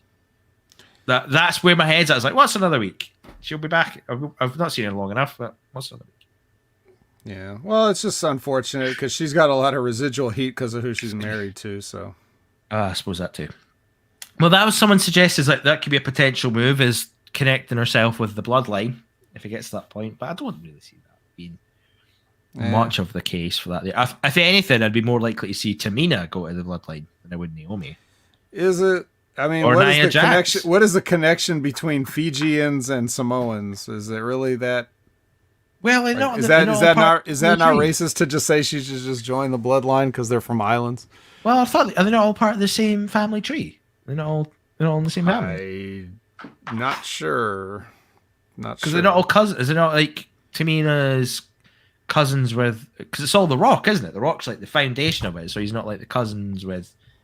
Because I know he's cousins with Nia Jax, the Usos, and Roman Reigns. Right. I always thought like Tamina they're all was Samoan. Yeah. Tamina's Superfly Jimmy Snuka's daughter. I don't think he's related to any of them. I just thought she was. Maybe but maybe someone in her family married a Samoan. I mean, that's possible, but I don't think she's part of the actual bloodline. Yeah. That's a good point. I'm interested. I'm gonna have to look into that now. I know Ben says that all the time, but I'm always just like, well, are you just saying that because you just say all Islanders look alike, or what? I genuinely thought they were related. I really did. I actually thought they were related. Yeah, because they did that thing with Naomi for a while. Like they had like a match. Like whoa. And it was Nia Jax and Tamina. I tell a lie. It was like the Evolution Battle Royal before they teamed up. And I was like, oh shit. And it's like they did bring something up about them being there was some connection, family connection or something like that. And I was like, oh okay. Because I think that's what the whoa came from, because they were that's what it was. Or maybe they just, I don't know. That's why I turn to the chat for these things, because they're never wrong, and they can just Google this stuff for us and tell us the truth. Google is our friend when we want to know things. But yeah, just so you know, like, people that come from islands that are brown are not all created equal. I mean, if you call a Tongan a Samoan, see what happens. Just warning. You don't fuck around with that. Yeah. You do not fuck around with them. Like, yeah, they don't like it very much. They're very proud. All of them are very proud, and they should be. But you know what we get here, James, is another recap of the first seg. Oh my god, that's number 7. Well, no, actually, what happens is Montez comes out, and during his entrance, is not like a commercial break. Then we come back. Then there's a recap of the opening segment. Then there's a Becky Lynch promo about the opening segment and exchange. That's where I was going. It's recap of the first to lead into the Becky promo. Right to her promo's a classic. Right to the camera. Yeah, cutting a wrestling promo now. And then you see Montez Ford there. Then Roman Reigns comes out, and then there's a minute of wrestling. Commercial break. Yep. What a fucking waste of time. I love it. That is disgusting. It was like, come on, but it literally came from commercial break. Montez Ford, recap promo. Montez Ford, Roman Reigns. No, there was something else that happened as well as Roman Reigns came out. I'm sure I might be wrong, but Roman Reigns came out. Well, somewhere in there was where the Alpha Academy had the stare down. That would have been exactly what. That would have been just before Reigns came out. Yeah. So it's like, oh man. So there's a lot of recap packages going on there. Becky Lynch didn't really say too much, but said she was going to break Bianca Belair. Jeremy Snooker married into the family. Ah, okay. That would make sense. Yeah. Okay. Yeah, so we had that. And then we get to the main event segment. Man, it seems like we're taking forever to get to this. Montez Ford versus Roman Reigns. Pretty good match for Montez. It was quite a nice match for Montez Ford, considering. I mean, it's still weird that there's no Angelo Dawkins, and it really shows itself at the end here. But, he seems like someone over time who could be up that level, up that echelon of being a main event talent, and it was a nice chance to showcase what he can do against someone like a Roman Reigns. A lot of high flying offense from Angelo. Get those big drop kicks, the dives. Reigns did a good job with them. Sure. Well, what else do you expect? He's the head of the table and the tribal chief, and you should acknowledge him. Oh, which you did. Yeah. Shame about the table, though. Yes, I was going to say, unfortunately, there was this one part. But even that, the way it happened, was the least awkward it probably could have been. He just stepped up on the table, which probably collapsed. And then he looked down at it for a second, then looked back at Roman Reigns, and then pounced on him from the steel stairs. So he didn't even miss a step. Top man. It was good. Top man. But it was great. Where am I on my notes? There was a commercial break in the middle of this as well, which I felt was a bit of a shame. Well, but these things happen. Interesting that Roman Reigns is using the rock bottom or variation of the rock bottom or Uranagi. Are we planting a seed? I think so. They are doing a lot of seed. I think they are like that. They want to tease into that anyway. That's why they're not going to bring out the Lesnar thing for WrestleMania because that's going to be The Rock. Yeah, and once but like you guys said earlier, why would anyone try? Nobody will win unless your name is Brock. Well, yeah, no, I suppose. Like Montez Ford, unless the Demon wins, I just can't see it happening. I really can't. I would love it if he does. Okay, I'd absolutely love it. He needs your help. There's no way that's happening unless he needs you all to believe in him. That's what he needs. Are you telling me that they've turned like the Saudi Arabian princes? They've got their show coming up, and like they turn around and say, "Look, you don't want Roman Reigns versus Brock Lesnar for the belt. You want Demon Finn Balor with the belt." They're not gonna go. You're right. Man, we do want that. Come on. They're gonna be like, Roman Reigns. You could have him beat him back for it at the following SmackDown for all anybody cares. I suppose you could do that. The one day Kane thing where Kane won the title, then lost it the next time. If you're really that worried about what Saudis think about belts and stuff, then you can always change it back. But I suppose. They're boring. They're not going to do it. They're not going to do it. They'll never do it. They've not got the balls. Unless testicular fortitude. You're doing more work to convince me Ben Balor would win it than WWE are doing. The stuff is all there. It's all there for them. I shouldn't. I'm only going by the info that they're presenting me. And Exhibit A, the Demon has never lost. Exhibit B, Finn Balor almost beat Roman Reigns on TV after getting jumped. Exhibit C, when the Demon did lose to Samoa Joe in NXT, he lost the cage match and he was the Demon. I don't think he was the Demon. Was he not? I'm sure he's lost the match as the Demon. It was Samoa Joe. Well, Paul Heyman is a liar then, which we all know. But usually he doesn't lie about the storyline stuff, unless he's supposed to be lying in storyline. But he called him Undefeated Demon, and he wouldn't do that. I'll need to check on that, but that was my thought. Anyway, maybe I'm misrepresenting it. But anyway, we get to the end of the match. Ford hits the frog splash, knees up, into a nice guillotine transition, which I quite liked. And Montez sold that guillotine well. You see, I don't know if you spent time looking at his eyes as he was doing that. Yeah. I mean, not a lot of people are going to see his eyes from the crowd, but he does a great job of just showing where he is at the time and being absolutely spaced out. And he taps out. But then, so that's not the end of it. Roman Reigns got the win, but Paul Heyman comes in. And this is the first time we've seen Paul Heyman pipe up in such a way ever since this connection began, ever since they became a partnership, Heyman and Reigns, because Reigns is taking the reins for enough. But he counsels Reigns to show forward in all of his challenges what happens when you challenge a tribal chief and call them bitches, basically. And Usos come out and they put a beating on Ford, and then they set up a table. And this is such a shame. Which I'm sure that was supposed to be a different table. I'm sure it was. A non-collapse table? So the table looked like it was set up weird as well. It wasn't like actual set up right. It was like one side was up and the other side it was just down a little bit. But he shouts at Montez Ford, saying, "Who's the bitch now?" Rock bottom or whatever you want to call it through the table. And then to close the show, lights go out. The sound of the Demon happens. And Finn Balor magically appears on the ring post to dive on Reigns and the Usos. Gets Reigns, I think gets a candlestick, attacks them all, gets him in the ring, and then steel chair business on Roman Reigns. To be fair, I did miss out the part where the Usos got a steel chair to Roman Reigns, and Roman Reigns beat the piss out of Montez Ford with the steel chair. But the end point's the key part of it. Finn Balor finishes on top. Doing the weird, yeah. I never liked that. He's a fucking demon. So he's doing. I never liked it. He's not a kiss demon. He's just He's a normal guy. Oh, he's better. He's better than a Kiss Demon. Yeah, yeah, definitely. That that paint job he had when he first came back, that looked kind of cool. Yeah, like it looked like very detailed the way it was, like especially around the chest area. Like, yeah, they all looked cool. Like every time he's done it, it looked cool. But this one was sort of, it was there.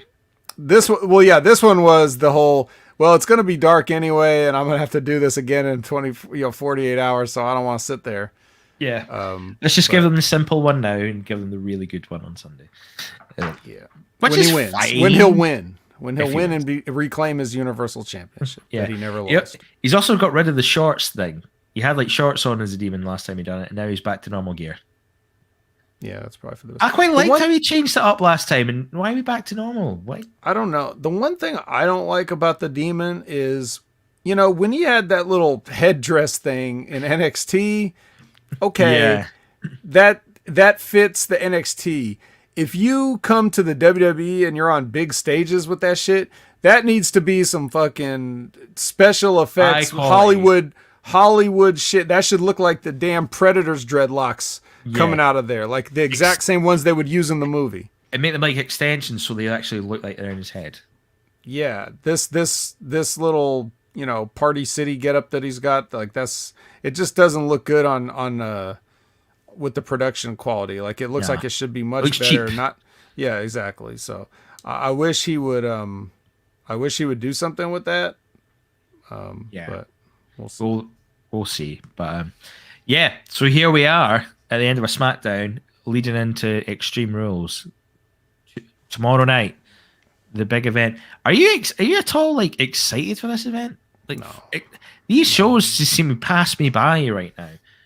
Yeah, SummerSlam was okay. I didn't mind SummerSlam. I was more excited for that, but I think that's more the occasion of SummerSlam. But these shows just don't feel.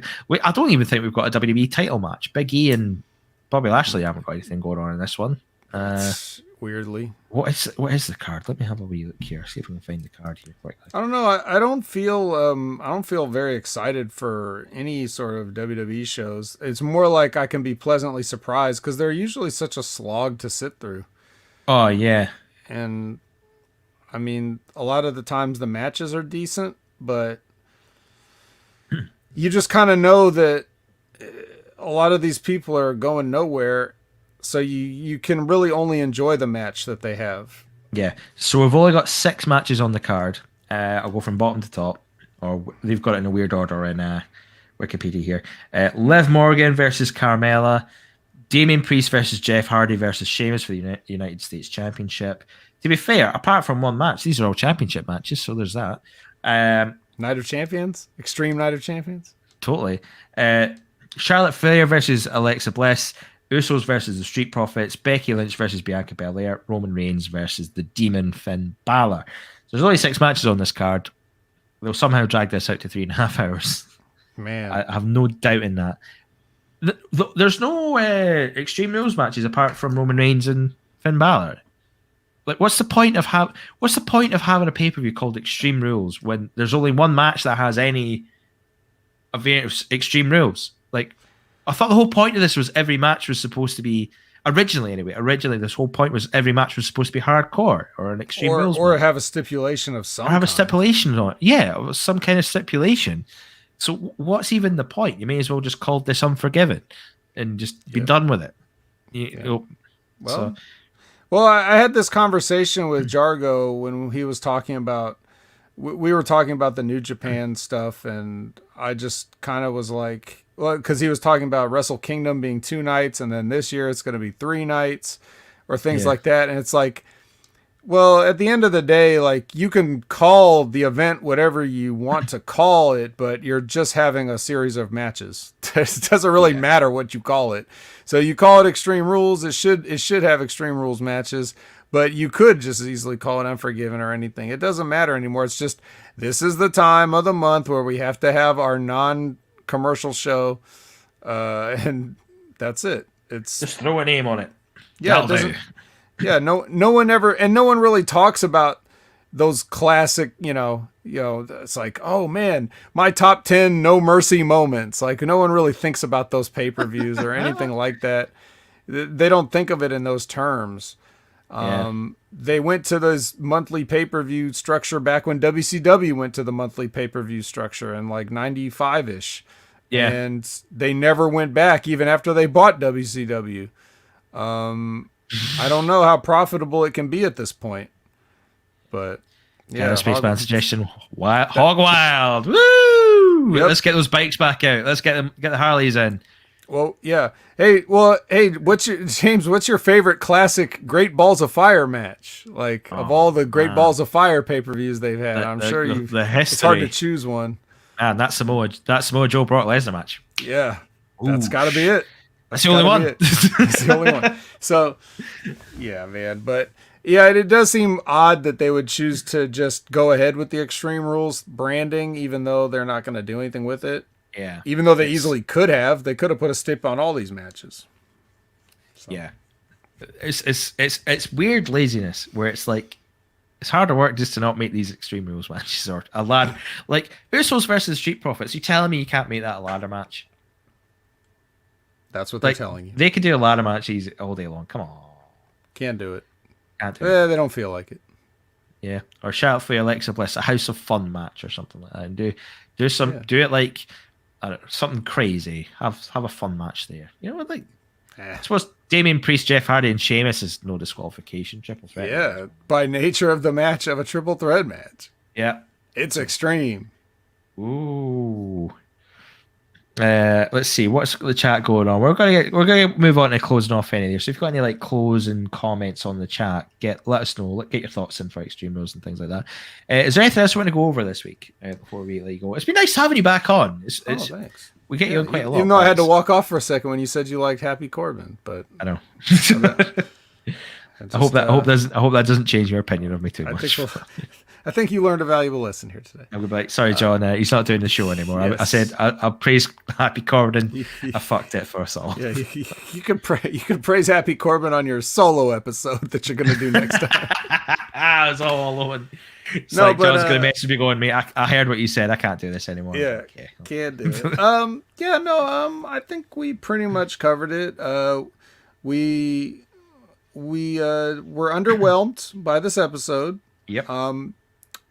They did not try to sell us Extreme Rules very well, and I doubt Extreme Rules will try to sell us on anything else going forward very well. Yeah. Even if the demon wins, like I don't care. I really don't care. To me, it just seems like they're holding on until the draft on Friday. Right. When the first night of the draft on Friday next week. And let's face it, the draft is always bullshit.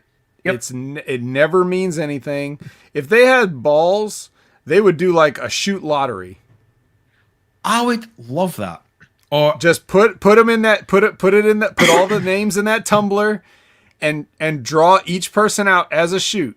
Yeah. And if one show gets all the stars and the other show gets, nobody's, deal with it. Just what I'm saying? Yeah. That if they had balls, they would do either that. Or like none of this war room fake pish. Actual have war rooms. Fuck it. Let's get them in. Let's get the real execs in, and let's see how deep this rabbit hole goes. Like who's sniping who? Well, I'd love that. I'll tell you why they wouldn't do that. Okay, now they're not going to do either one. But this is why you would have to do it lottery style, because if you actually had people drafting for the shows, so many fragile egos would be bruised. Yeah. So you can't do that. It's such a shame though, because it, like as you say, it makes it legitimate. It brings a bit of life into it as well, an actual entertainment value. It makes it worthwhile. Yeah, when they did the Fox and USA thing, I thought the idea was fine, but it just looked fake and corny. Yeah, the way they did it just was bad. The idea of having it wasn't bad itself, but it was when you go to Raw, John Mojo Rawley. Well done, guys! Woo! Shaking hands, hugging each other. Yeah, that's exactly who you wanted. Guys. And then the next person's a way better wrestler, and you're like, "What? Why did you?" No, I want those pics where it gets down to the bottom of the night, and you go Mojo Rawley, and then you got SmackDown going, and then you got the Raw ones going, like sitting back, just. Like, I want those reactions. I want the real deal. Like, I want to see people like if SmackDown got the first pick and they got Roman Reigns. I want people throwing shit in that Raw room. I want them raging. Like, fuck that. I want anger. I want legit. So, what I'm saying is I'd do one side, get someone else to do that, and we'll just draft it. Fuck, like a video game. If you play the SmackDown versus Raw video games, and you have to do that draft. And I've played them with my mates, and when someone picks the one you've planned it out, you've got it in your head and ready to go, like, I'm going to go for them, and then they pick it, and you don't even think they're going to pick it. You may as well turn off the console. Like, fuck this, I'm done. Give me my Paul London back. How dare you? Fuck you, man. I was trying to build a tag division here, and now I'm stuck with random cruiserweights. I don't even have the cruiserweight title. I've got the women's title. What the fuck? So you got to make do, buddy. Yeah. I think one thing I did before when I had my own podcast is I did like a draft. It was during the draft time. So to celebrate the draft, me and Sergio did our own draft, and we picked from every wrestler that was active to build to pick 10 guys that you'd start a promotion with from anywhere in the world. But because it was a real draft, it was like, if they pick, you had to pick more than 10 people, because if someone took your pick, you had to have another pick, ready to go. Yeah, you got to have in the back pocket. Yeah. So I don't know. It's hard work. Yeah. So if that sounds like something you'd be interested in, maybe we could throw something like that together one of these. I'm up for that. I'll be down. I love a little bit of competition, because we can see who we can draft them out, and then at the end of it, we can have the chat or the listeners vote on who was the best roster, right. who got the best. Yeah. I think we should arrange that. I'll message. We'll get on this. We'll do draft weekend, and we'll have a wee little. We'll work this out. I'll see if I can get a Google Doc going on, and we can have it up on the screen. So as soon as our picks be made, we can go boom. There it is. I like the sound of that. Yeah, I will do that. I think we will do that, and it'll also provide a real insight into who we think are the stars of the business. Yeah, and the strategy involved too is not just taking like who you want, but who you think the other person's going to want more than you before they take it. So if you've got a sleeper pick, you can kind of hold on to later rounds, because no one will probably think of it. Yeah, it's going to be sneaky stuff. I like it, because you'll go for your big ones first every day, so you got to really be kind of smart on it. But yeah, we'll do that. Let's get that on. We'll get that organised. We'll do that off here. I'll give you a message through the week, and I'll message Joe. We'll do a wee planage on how we do that, and I'll work out how to do a spreadsheet or a Google Doc, and we can put it all together on that later as well. It'll be a fun time. And on that note, we'll kind of draw it to a close. Thank you so much for coming on the show. It's been an absolute pleasure having you on, and we'll likely get you back on for this draft special again. Ooh, draft special. Oh yeah, well, that'll be a fun show as well. Kind of talking about all the draft things. I feel more excited about the moves. I'm a football transfer guy anyway. Like, so when it's soccer, or we call it soccer, but in football, when it's transfer season in the summer, I'm sitting there on my Sky Sports app on my phone, just like, right, who's moving where, what the transfers are being done, what are the deals. I want to know everything. I want to know them all, because it just fascinates me. And then when I play FIFA, it's career mode. I'm straight in there for transfer windows. I'm like, right, I'm making deals. I want to see who I can get for. I want to see if I can sign a top striker for 10 million rather than 40. I'll try these things. I love it. I just love that thing. So it'll be great. But anyway, we'll talk about that more when we do the draft episode for you there. But thank you so much for that there. Oh, by the way, I should do the plugs. If you are listening to this, thanks for watching. Thanks for watching on the YouTube channel. If you are following us on our platforms, you find us on Patreon, Hammy Media Group on Patreon, where you'll find all the audio version of these shows for free right now. I believe that's happening at the moment. We'll eventually be moving over to the Realm Network, which is being renamed and rejigged. I don't know if it's been called the brand now or if it's something else. Bit out the loop on it there, but that's changing, so we'll be there eventually. But in the meantime, if you want to get in touch with the show, if you enjoyed what you hear, if you're not on the live chat and you've listened to us back on any of our platforms, you can get in touch with us in many ways. You can find us on Twitter at SmackAttackHMG. You can email us directly, smackattackhammymedia@gmail.com. The Hammy Media discussion group on Facebook, we're all on there. If you're involved in us in any point, way, shape, or form, you'll see us on the Hammy Media discussion group. We talk all things wrestling. There's conspiracy theorists. There's some fight talk in there. Anything. There's nothing off the table, basically. If you've got something to talk about, you can talk about it on there. We do live chats for all the shows: Raw, SmackDown, NXT, Impact, A-dubs, pay-per-view events, even like boxing and UFC cards. Anthony Joshua's fighting tonight. If you're interested, watch that. There might be a chat on there for that, probably. So get involved. We do pick'ems for the Extreme Rules. We've got a league system for the pick'ems, which I really need to get my arse in gear. My goal was to try and be the top of the league, or at least be in top 5. I'm not even top 20 now. I'm having a shocker of a season. It's not even funny. Wow. So I need to get back in gear. At least I'm actually on every pay-per-view. I would have won the league last season if I didn't forget to do SummerSlam. That was my big downfall last season. SummerSlam. It's the biggest party of the summer. I know. I don't even know how I managed it. Like, me and Joe had done like an episode of the Smack Attack talking about SmackDown, and we even talked about our picks. So it's not as if I didn't have it in the brain at one point, but I forgot to put them out and I fucked it, and I never won. I didn't even make. I think I just scraped top 10 last season. So it was a recovery job and a half, but I had to work hard for it there. But yeah, you can find us all there in the Hammy Media group on Facebook. You can find us on Discord as well, Hammy Media group. So get in touch with us here. If you like some of the content here, we do pro wrestling content. We do content that's not even pro wrestling. If you go to wherever you get your podcasts from, Spotify, Podbean, Google, Apple, search for Hammy Media Group. That's our affiliates channel. We have so many different podcasts here. John Enright hosts the Academy Star Trek podcast with Triple D. I'm trying to get the episode out pretty soon. I'm waiting on some things getting over to me, and I'll have that out ASAP, and you can listen to that. Some great Star Trek content. The New First Order podcast that has the Greek God Papadon in there, I believe, as well. There's quite a lot of good stuff. So they talk about Star Wars. You got Suck My Balls, South Park podcast. I believe Destino's kicking about in there as well. I might be wrong. Well, whatever the last episode of Destino is, I'm on it.